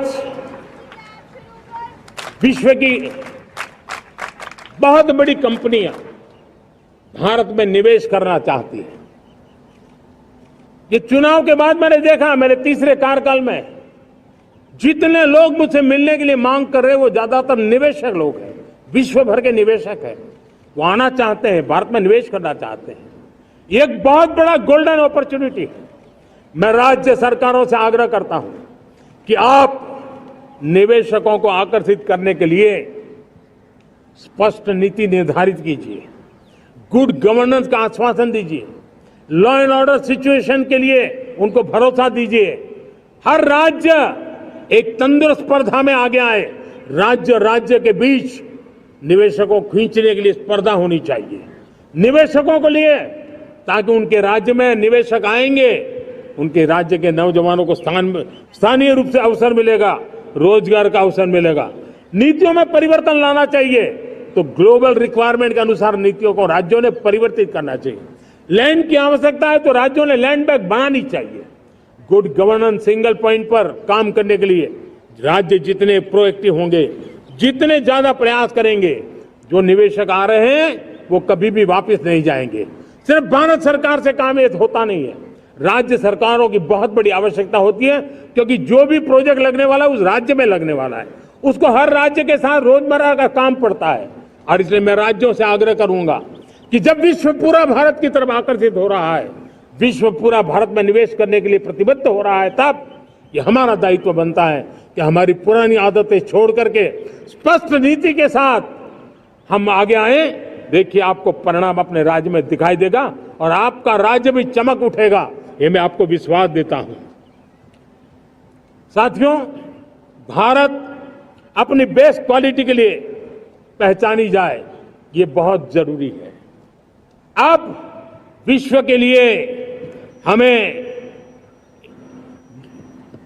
डिजाइन ऑफ का क्षेत्र, डिजाइन इन इंडिया, इस पर हमने बल देना है। हमें कोशिश करनी है अब इंडियन स्टैंडर्ड इंटरनेशनल स्टैंडर्ड बनने चाहिए। इंडियन स्टैंडर्ड इंटरनेशनल स्टैंडर्ड बनेंगे तब हमारी हर चीज को सहजता से मोहर लग जाएगी और ये हमारे प्रोडक्शन की क्वालिटी पर निर्भर करेगा, हमारी सेवा की क्वालिटी पर निर्भर करेगा, हमारे अप्रोच की क्वालिटी पर निर्भर करेगा। और इसलिए हमें क्वालिटी पर बल देकर के आगे बढ़ना है। हमारे पास टैलेंट है, डिजाइन के क्षेत्र में हम दुनिया को बहुत कुछ नया दे सकते हैं। डिजाइन इन इंडिया, इस आह्वान को लेकर के हमें अब आगे चलना है। Design in India and design for the world, इस सपने को लेकर के चलना है। मैं देख रहा हूं गेमिंग की दुनिया का बहुत बड़ा मार्केट खड़ा हुआ है, लेकिन आज भी गेमिंग की दुनिया पर प्रभाव, खास करके उन खेलों को बनाने वाले लोग, प्रोडक्ट करने वाले लोग, विदेशी कमाई होती। भारत के पास बहुत बड़ी विरासत है, हम गेमिंग की दुनिया में बहुत नई टैलेंट को लेकर के आ सकते हैं। विश्व के हर बच्चे को हमारे देश के बनी हुई गेमिंग की ओर आकर्षित कर सकते हैं। मैं चाहता हूं कि भारत के बच्चे, भारत के नौजवान, भारत के आईटी प्रोफेशनल्स, भारत के एआई के प्रोफेशनल्स, वे गेमिंग की दुनिया को लीड करें। खेलने में नहीं, गेमिंग की दुनिया में हमारे प्रोडक्ट पूरे विश्व में पहुंचने चाहिए और पूरी दुनिया में हमारे एनिमेटर्स काम कर सकते हैं। एनिमेशन की दुनिया में हम अपनी दाग जमा सकते हैं, हम उस दिशा में काम करें। मेरे प्यारे देशवासियों, आज विश्व के अंदर ग्लोबल वार्मिंग, क्लाइमेट चेंज हर क्षेत्र में चिंता और चर्चा का विषय रहता है। भारत ने उस दिशा में काफी कदम उठाए हैं। हम विश्व को आश्वस्त करते रहे हैं और शब्दों से नहीं, अपने कार्यों से, प्राप्त परिणामों से हमने विश्व को आश्वस्त भी किया है और विश्व को आश्चर्यचकित भी किया है। हम ही हैं जिन्होंने सिंगल यूज प्लास्टिक पर प्रतिबंध लगाया है। हमने रिन्यूएबल एनर्जी पर विस्तार किया है, हमने रिन्यूएबल एनर्जी को एक नई ताकत दी है। आने वाले कुछ वर्षों में हम नेट जीरो फ्यूचर की ओर आगे बढ़ रहे हैं। मुझे याद है पेरिस अकॉर्ड में जिन देशों ने अपने लक्ष्य निर्धारित किए थे, आज मैं लाल किले की प्राचीर से मेरे देशवासियों की ताकत दुनिया को बताना चाहता हूं। G20 देश के समूह जो नहीं कर पाए, वो मेरे देश के नागरिकों ने करके दिखाया है, मेरे देशवासियों ने करके दिखाया है, हिंदुस्तान ने करके दिखाया है। पेरिस अकॉर्ड के अंदर जो टारगेट हमने तय किए थे, उन टारगेट को समय से पहले पूरा करने वाला G20 देशों के समूह में अगर कोई है तो एकमात्र मेरा हिंदुस्तान है, एकमात्र मेरा भारत है। और इसलिए गर्व होता है साथियों, रिन्यूएबल एनर्जी के टारगेट हमने पूरे कर, हम 2030 तक रिन्यूएबल एनर्जी को 500 गीगावाट तक ले जाने के लिए मकसद से काम कर। आप कल्पना कर सकते हैं कि कितना बड़ा लक्ष्य है। दुनिया के लोग सिर्फ 500 गीगावाट शब्द सुनते हैं ना, तो मेरी तरफ ऐसे ऐसे देखते हैं। लेकिन आज मैं विश्वास से कह रहा हूं देशवासियों को, इस लक्ष्य को भी हम पूरा करके रहेंगे और ये मानव जाति की भी सेवा करेगा, हमारे भविष्य की भी सेवा करेगा, हमारे बच्चों के उज्जवल भविष्य की गारंटी बनेगा। हमने 2030 तक हमारी रेलवे को नेट जीरो एमिशन का लक्ष्य लेकर के हम चल रहे हैं। साथियों, पीएम सूर्य घर मुफ्त बिजली योजना उसको एक नई ताकत देने वाली है और ये बदलाव का फल मेरे देश के सामान्य परिवार को मिला, विशेष करके मेरे मध्यम वर्ग को मिलेगा जब उसका बिजली का बिल मुक्त हो जाएगा। इलेक्ट्रिक व्हीकल उसकी मांग बढ़ती जा रही है। जब पीएम सूर्य घर योजना से वो बिजली उत्पादन करता है सूर्य से, तो उसका व्हीकल का प्रवास का खर्चा भी वो कम कर सकता है। साथियों, हम ग्रीन हाइड्रोजन मिशन लेकर के एक ग्लोबल हब बनना चाहते हैं। बहुत तेजी से नीतियां बनाई गई हैं, बहुत तेजी से उसका इम्प्लीमेंटेशन का काम हो रहा है और भारत ग्रीन हाइड्रोजन एक न्यू एनर्जी की दिशा में हम जाना चाहते हैं। और ये सारे जो प्रयास चल रहे हैं, क्लाइमेट की चिंता तो है ही है, ग्लोबल वार्मिंग की चिंता है, लेकिन इसके अंदर ग्रीन जॉब्स की बहुत बड़ी संभावना है और इसलिए आने वाले कालखंड में ग्रीन जॉब्स का महत्व बढ़ता है। तो उसको सबसे पहले कैप्चर करने के लिए मेरे देश के नौजवानों को अवसर देने के लिए और ग्रीन जॉब्स के लिए एक बहुत बड़ा क्षेत्र को बढ़ावा दे रहे हैं। मेरे प्यारे देशवासियों, आज हमारे साथ इस तिरंगे झंडे के नीचे वो नौजवान बैठे हैं जिन्होंने ओलंपिक की दुनिया में भारत का परचम लहराया।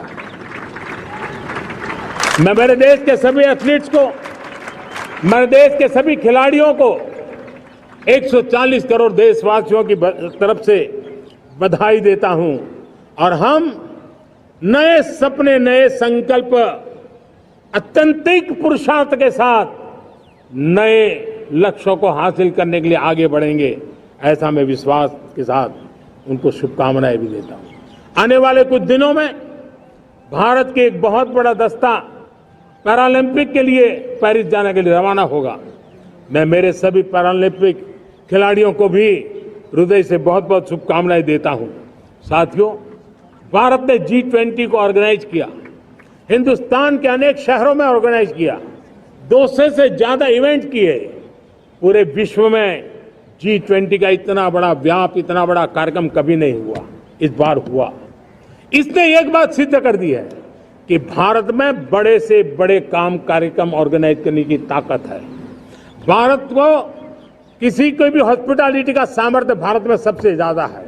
अगर ये सिद्ध हो चुका है तो साथियों, हिंदुस्तान का सपना है कि 2036 में जो ओलंपिक होगा वो मेरे हिंदुस्तान की धरती पर हो। इसके लिए हम तैयारी कर रहे हैं, उसके लिए हम आगे बढ़ेंगे। साथियों, समाज के आखिरी तबके के जो लोग हैं, ये हमारा सामाजिक दायित्व है। अगर कोई पीछे रह जाते हैं तो हमारी आगे बढ़ने की गति कम कर देता है और इसलिए हम आगे बढ़ना चाहते हैं तो भी सफलता तब मिलती है पीछे वाले को भी साथ साथ आगे ले आए।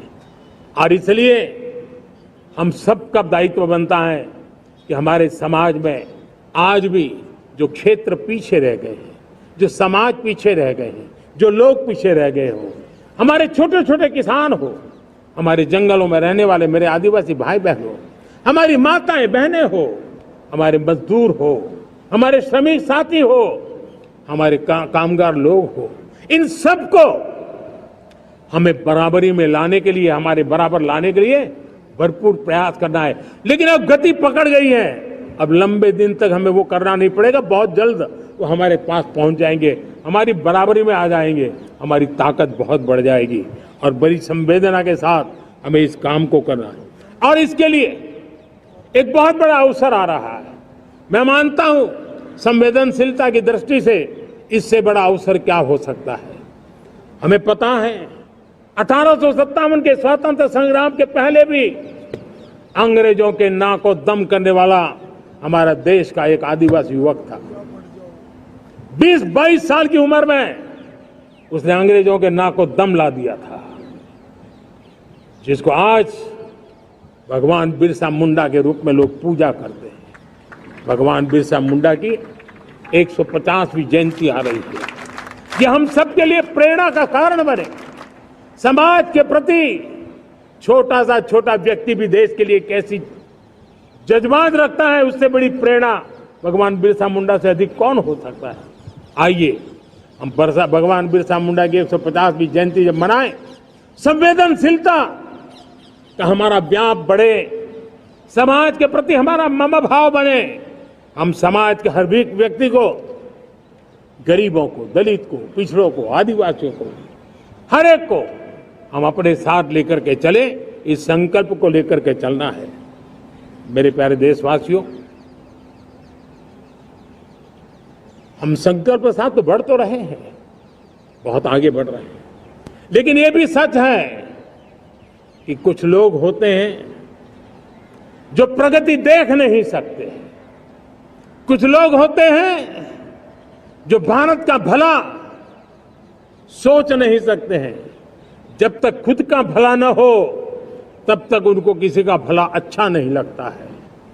ऐसी विकृत मानसिकता से भरे हुए लोगों की कमी नहीं होती है। देश को ऐसे लोगों से बचना होगा। वे निराशा की गर्त में डूबे हुए लोग हैं। ऐसे मुट्ठी बंद निराशा की गर्त में डूबे हुए लोग, जब उनके गोद में विकृति पलती है तब वो विनाश का कारण बन जाती है, सर्वनाश का कारण बन जाती है, एनार्की का मार्ग ले लेती है, और तब देश को इतनी बड़ी हानि हो जाती है जिसकी भरपाई करने में हमें नए सिरे से मेहनत करनी पड़ती है।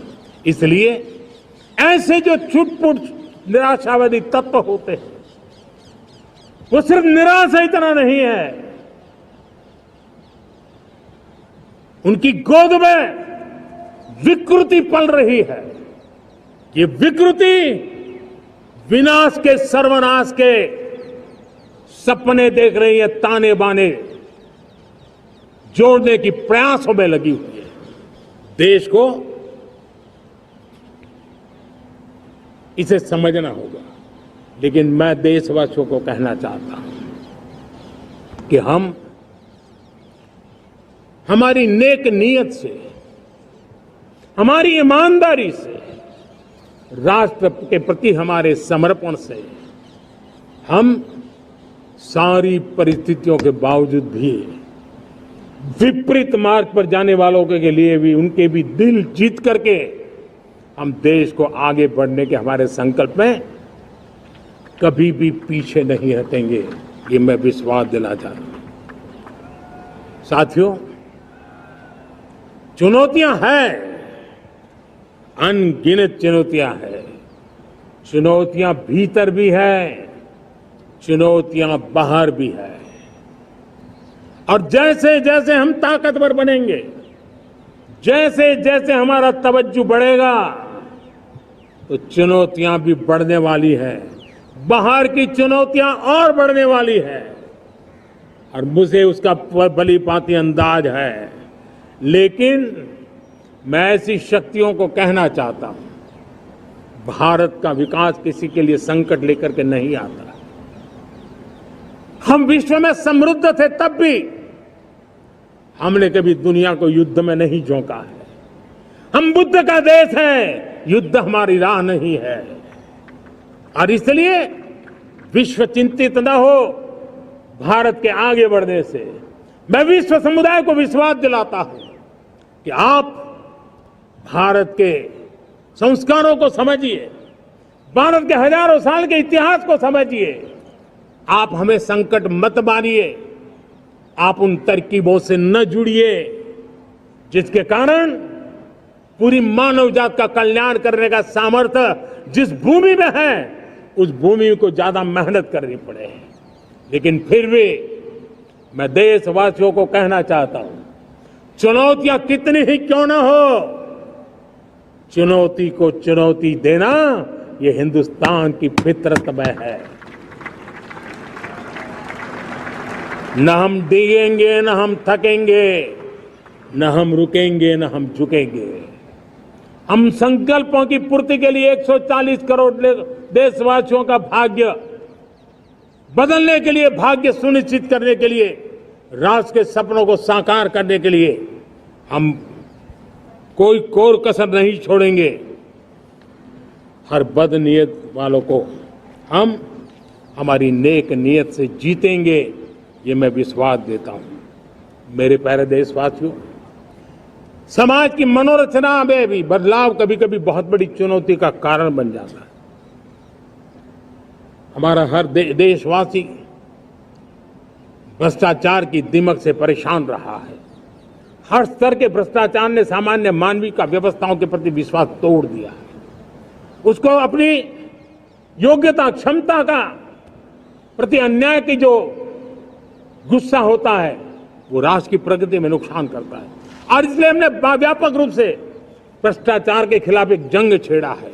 मैं जानता हूं इसकी कीमत मुझे चुकानी पड़ती है, मेरी प्रतिष्ठा को चुकानी पड़ती है, लेकिन राष्ट्र से बड़ी मेरी प्रतिष्ठा नहीं हो सकती है।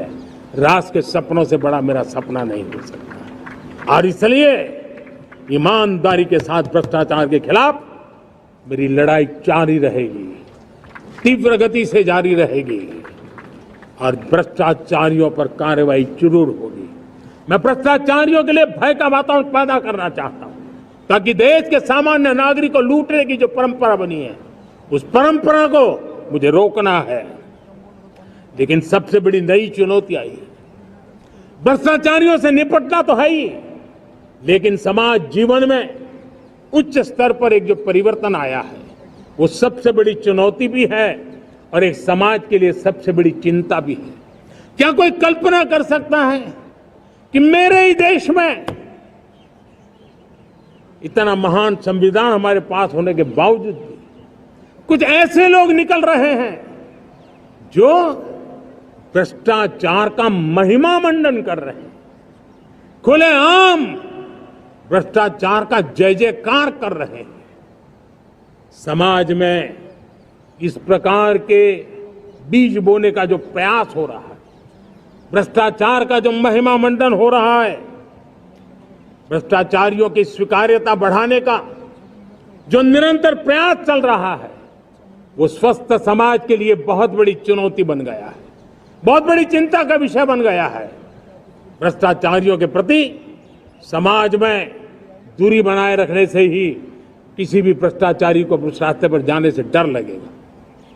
अगर उसका महिमा मंडन होगा तो जो आज भ्रष्टाचार नहीं करता है, उसको भी लगता है कि तो समाज में प्रतिष्ठा का रंग बन जाता है, उस रास्ते में जाना में बुरा नहीं है।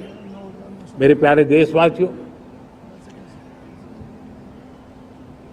बांग्लादेश में जो कुछ भी हुआ है, उसको लेकर पड़ोसी देश के नाते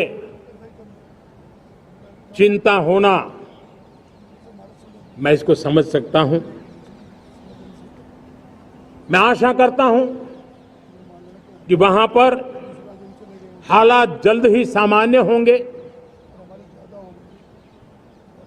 खास करके 140 करोड़ देशवासियों की चिंता कि वहां हिंदू, वहां के अल्पसंख्यक, उस समुदाय की सुरक्षा सुनिश्चित हो। भारत हमेशा चाहता है कि हमारे पड़ोसी देश सुख और शांति के मार्ग पर चले। शांति के प्रति हमारा कमिटमेंट है, हमारे संस्कार है। हम आने वाले दिनों में बांग्लादेश की विकास यात्रा में हमेशा हमारा शुभचिंतन ही रहेगा, क्योंकि हम मानव जाति की भलाई सोचने वाले लोग हैं। मेरे प्यारे देशवासियों, हमारे संविधान को 75 वर्ष हो रहे हैं। भारत के संविधान के 75 वर्ष की यात्रा देश को एक बनाना, देश को श्रेष्ठ बनाने में बहुत बड़ी भूमिका रही। भारत के लोकतंत्र को मजबूती देने में हमारे देश के संविधान की बहुत बड़ी भूमिका रही। हमारे देश के दलित, पीड़ित, शोषित, वंचित को सुरक्षा देने का बहुत बड़ा काम हमारे संविधान ने किया है। अब जब संविधान के 75 वर्ष हम मनाने जा रहे हैं, तब हम देशवासियों ने संविधान में निर्दिष्ट कर्तव्य के भाव पर बल देना बहुत जरूरी है। और जब मैं कर्तव्य की बात करता हूं, तब मैं सिर्फ नागरिकों पर बोझ बनाना नहीं चाहता। कर्तव्य केंद्र सरकार के भी है, कर्तव्य केंद्र सरकार के हर मुलाजिम के भी है, कर्तव्य राज्य सरकारों के भी है, राज्य सरकार के हर मुलाजिम के हैं, कर्तव्य हर स्थानीय स्वराज संस्था के हैं, चाहे पंचायत हो, नगर पालिका हो, महानगर पालिका हो, तहसील हो, जिला हो, हर किसी के कर्तव्य है।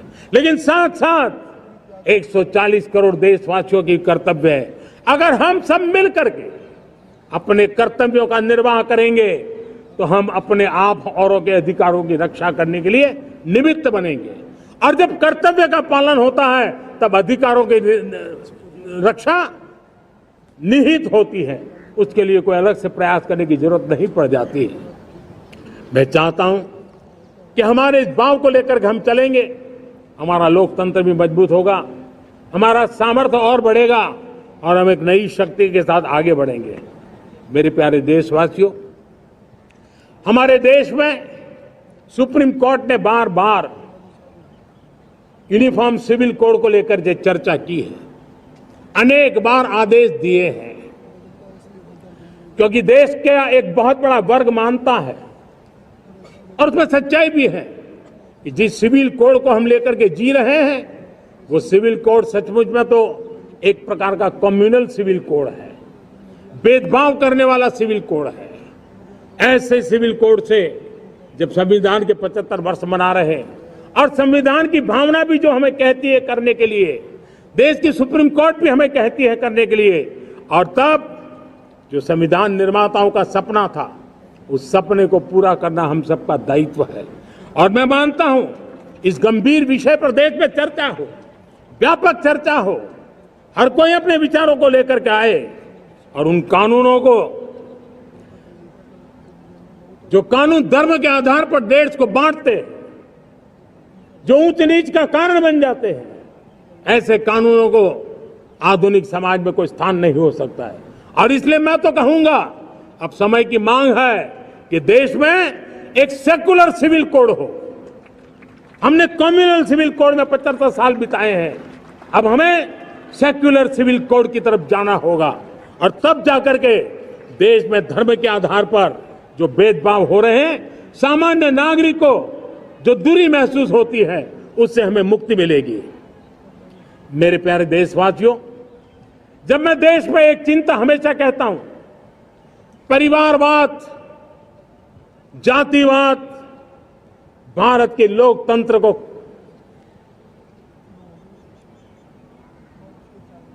बहुत नुकसान कर रहा है। देश को, लोक राजनीति को हमें परिवारवाद और जातिवाद से मुक्ति दिलानी होगी। आज मैं देख रहा हूं मेरे सामने जो नौजवान है, उसमें लिखा हुआ है माय भारत, जिस संगठन का नाम है उसकी चर्चा लिखी है, यहां बहुत बढ़िया तरीके से लिखा हुआ है। माय भारत के अनेक मिशन है। एक मिशन ये भी है कि हम जल्द से जल्द देश में राजनीतिक जीवन में जनप्रतिनिधि के रूप में 1 लाख ऐसे नौजवानों को आगे लाना चाहते हैं। शुरुआत में 1 लाख नौजवानों को आगे लाना चाहते हैं, जिनके परिवार में किसी का भी कोई राजनीतिक बैकग्राउंड न हो, जिसके माता पिता भाई बहन चाचा मामा मामी कभी भी राजनीति में नहीं रहे, किसी भी पीढ़ी में नहीं रहे, ऐसे होनहार नौजवानों को फ्रेश ब्लड 1 लाख, चाहे वो पंचायत में आए, चाहे नगर पालिका में आए, चाहे जिला परिषदों में आए, चाहे विधानसभा में आए, लोकसभा में आए, 1 लाख नए नौजवान, कोई भी प्रकार का पूर्व का राजनीतिक इतिहास उनके परिवार का ना हो, ऐसे फ्रेश लोग राजनीति में आए, ताकि जातिवाद से मुक्ति मिले, परिवारवाद से मुक्ति मिले, लोकतंत्र को समृद्धि मिले। और जरूरी नहीं है कि एक दल में जाए, उनको जो पसंद हो दल में जाए, उस दल में जाकर के वो जनप्रतिनिधि बनकर के आगे आए। देश तय करके चले कि आने वाले दिनों में 1 लाख ऐसे नौजवान जो परिवार राजनीति से दूर दूर का संबंध नहीं है, ऐसे फ्रेश ब्लड आएंगे तो सोच भी नहीं आएगी, सामर्थ्य भी नहीं आएगा, लोकतंत्र समृद्ध होगा। और इसलिए हमें इस दिशा में आगे होना है। और मैं चाहूंगा कि देश ने बार बार चुनाव इस देश की प्रगति में रुकावट बन रहे हैं, गतिरोध पैदा कर रहे हैं। आज कोई भी योजना को चुनाव के साथ जोड़ देना आसान हो गया है, क्योंकि हर 3 महीने 6 महीने कहीं न कहीं चुनाव चल रहा है। कोई भी योजना जाहिर करोगे आप तो मीडिया में देखेंगे, चुनाव आया तो फलाना हो गया, चुनाव आया तो फलाना हो गया। हर काम को चुनाव के रंग से रंग दिया गया है। और इसलिए देश में व्यापक चर्चा हुई है, सभी राजनीतिक दलों ने अपने विचार रखे हैं। एक कमेटी ने बहुत बढ़िया अपना रिपोर्ट तैयार किया है। 1 नेशन 1 इलेक्शन के लिए देश को आगे आना होगा। मैं लाल किले से तिरंगे की साक्षी में देश के राजनीतिक दलों से आग्रह करता हूं, देश के संविधान को समझने वाले लोगों से आग्रह करता हूं कि भारत की प्रगति के लिए, भारत के संसाधनों का सर्वाधिक उपयोग जन सामान्य के लिए हो, उसके लिए 1 नेशन 1 इलेक्शन के सपने को साकार करने के लिए हमें आगे आना चाहिए। मेरे प्यारे देशवासियों, भारत का स्वर्णिम कालखंड है। 2047 विकसित भारत, ये हमारी प्रतीक्षा कर रहा है।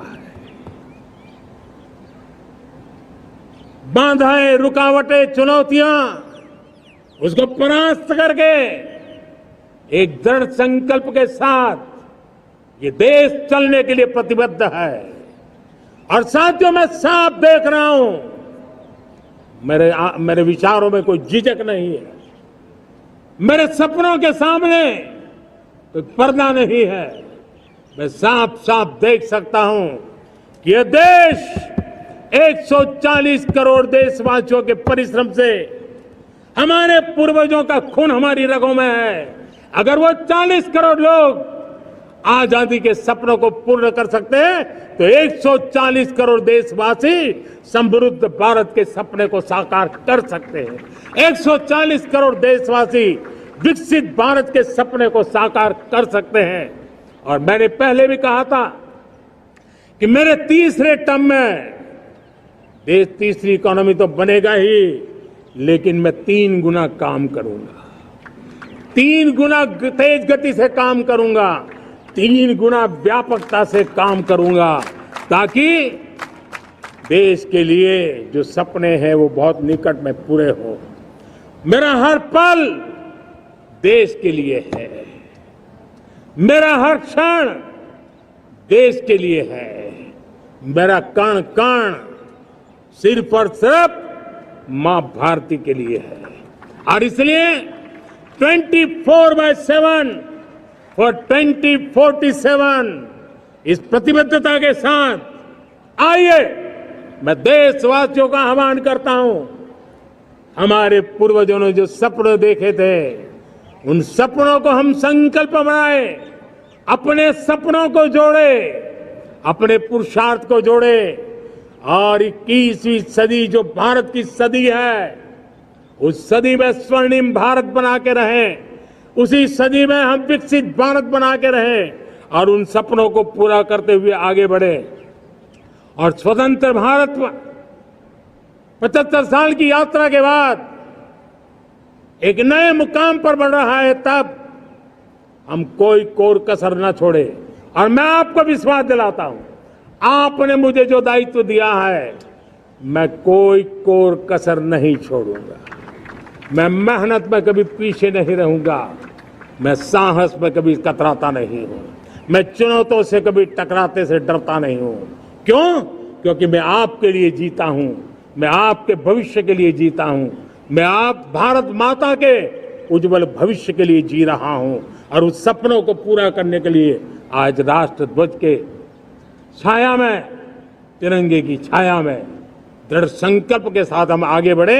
इसी के साथ मेरे साथ बोलिए, भारत माता की, भारत माता की, भारत माता की, वंदे वंदे वंदे वंदे, जय हिंद, जय हिंद, जय हिंद।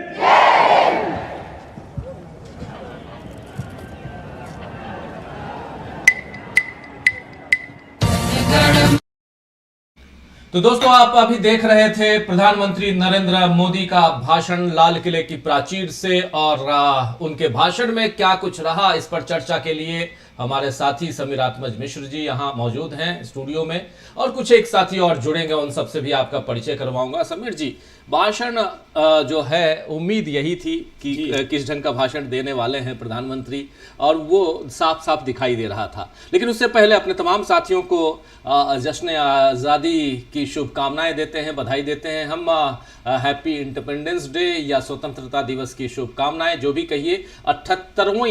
77वीं वर्षगांठ और 78वां स्वतंत्रता दिवस हम मना रहे हैं, और ये अनवरत जारी है। लेकिन इसके साथ साथ प्रधानमंत्री नरेंद्र मोदी बहुत सारे रोड मैप यहाँ पर दे रहे थे। रोड मैप में यहाँ एक बहुत महत्वपूर्ण बात जो हमेशा से कहते आए हैं वो है 2047, यानी कि 2047 में विकसित भारत की बात तो होती है, लेकिन विकसित भारत के साथ साथ अभी जो बातें आ रही थी उसमें परिवारवाद, जातिवाद से मुक्ति की बात कर रहे हैं, और इसके लिए जो परिवारवाद और जातिवाद से मुक्ति इनको राजनीति में चाहिए खासकर, और उस राजनीति में आपने देखा कि इन्होंने कहा कि 1 लाख युवाओं की फौज हमने तैयार की है, और आने वाले समय में वो किसी भी पार्टी में भले जाएं, लेकिन उनका ये ऐसे युवा हैं जो जिनका कोई भी परिवार, दूर दूर तक परिवार का कोई भी सदस्य राजनीति में नहीं रहा हो। एक तो ये महत्वपूर्ण बात। दूसरी बात, G20 की बैठक करवा के भारत ने एक महती भूमिका निभाई है। अभी तक G20 के देशों ने ऐसा नहीं किया जो भारत ने कर दिया। अब क्या किया, इस पे हम लोग चर्चा करेंगे। उसके अलावा बहुत सारी बातें, वन नेशन वन इलेक्शन की बात भी कर रहे हैं, सिविल कोड की बात भी कर रहे हैं, सेकुलर सिविल कोड की बात कर रहे हैं, ये भी कर रहे हैं। जो कॉमन सिविल कोड की बात थी पहले, वो सेकुलर सिविल कोड की बात कर रहे हैं। भ्रष्टाचार पर लगाम की बात कर रहे हैं कि भ्रष्टाचार पर जीरो टॉलरेंस की बात मैं करता आया हूं, और उसमें हमने काफ़ी भ्रष्टाचारियों पर कार्रवाई होती रहेगी।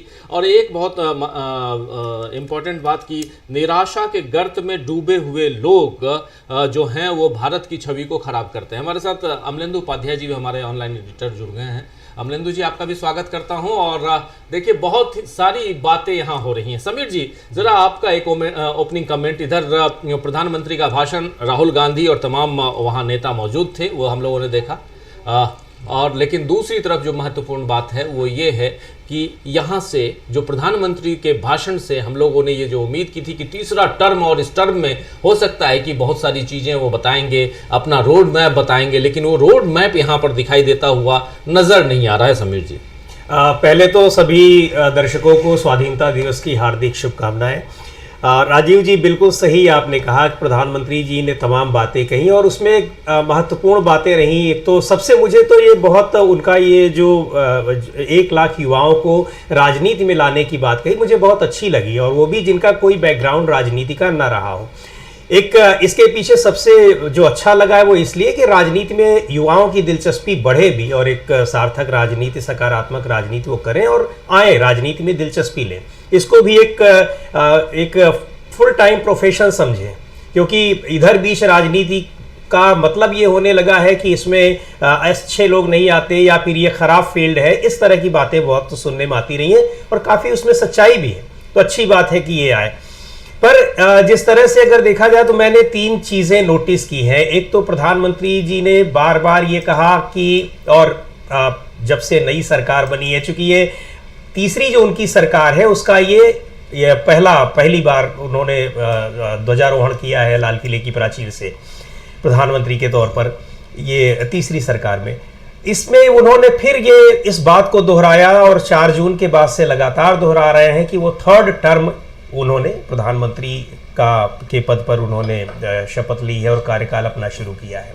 इस चीज़ को जब मतलब इसमें वो बताना ही चाहते हैं मजबूती के साथ। दूसरी बात ये कि 3 गुने ज्यादा ताकत से और उत्साह से और क्षमता से वो काम करेंगे अभी तक जितना कर रहे थे। यानी अब अगर किसी को ये आशंका लग रही हो कि प्रधानमंत्री जी अब उम्र की ओर बढ़ रहे हैं और अब वो शायद रिटायरमेंट लेंगे। रोकना चाहूंगा थोड़ा सा, आप विजुअल्स अगर देखें तो प्रधानमंत्री नरेंद्र मोदी अमूमन उतरते थे पहले और लोगों के बीच जाते थे, लेकिन इस बार लोगों के बीच न जाकर वो सीधे वहां से गाड़ी में बैठे और निकल गए हैं। ये तस्वीरें आ रही हैं या ये आप देख रहे हैं, शायद नहीं, ये पीछे के रास्ते से अब आगे आकर शायद यहाँ लोगों के बीच जाएं, ये दिखाई दे रहा है। लेकिन कुछ इम्पोर्टेंट, क्योंकि अभी तक गाड़ी में बैठकर, कार में बैठकर प्रधानमंत्री बाहर नहीं आते थे। शायद ये दरवाजा पीछे से है, जो भी है, लेकिन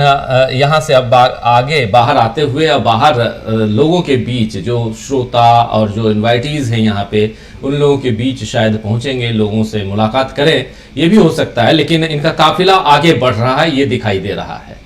जी, तो ठीक कह रहे हैं आप। और राजीव जी, उसी में आगे अपनी बात को मैं बढ़ाऊंगा कि पहली बात तो ये कि उन्होंने अपने जो थर्ड टर्म में आने की बात कही, मजबूती के साथ उस बात को फिर से दोहराया।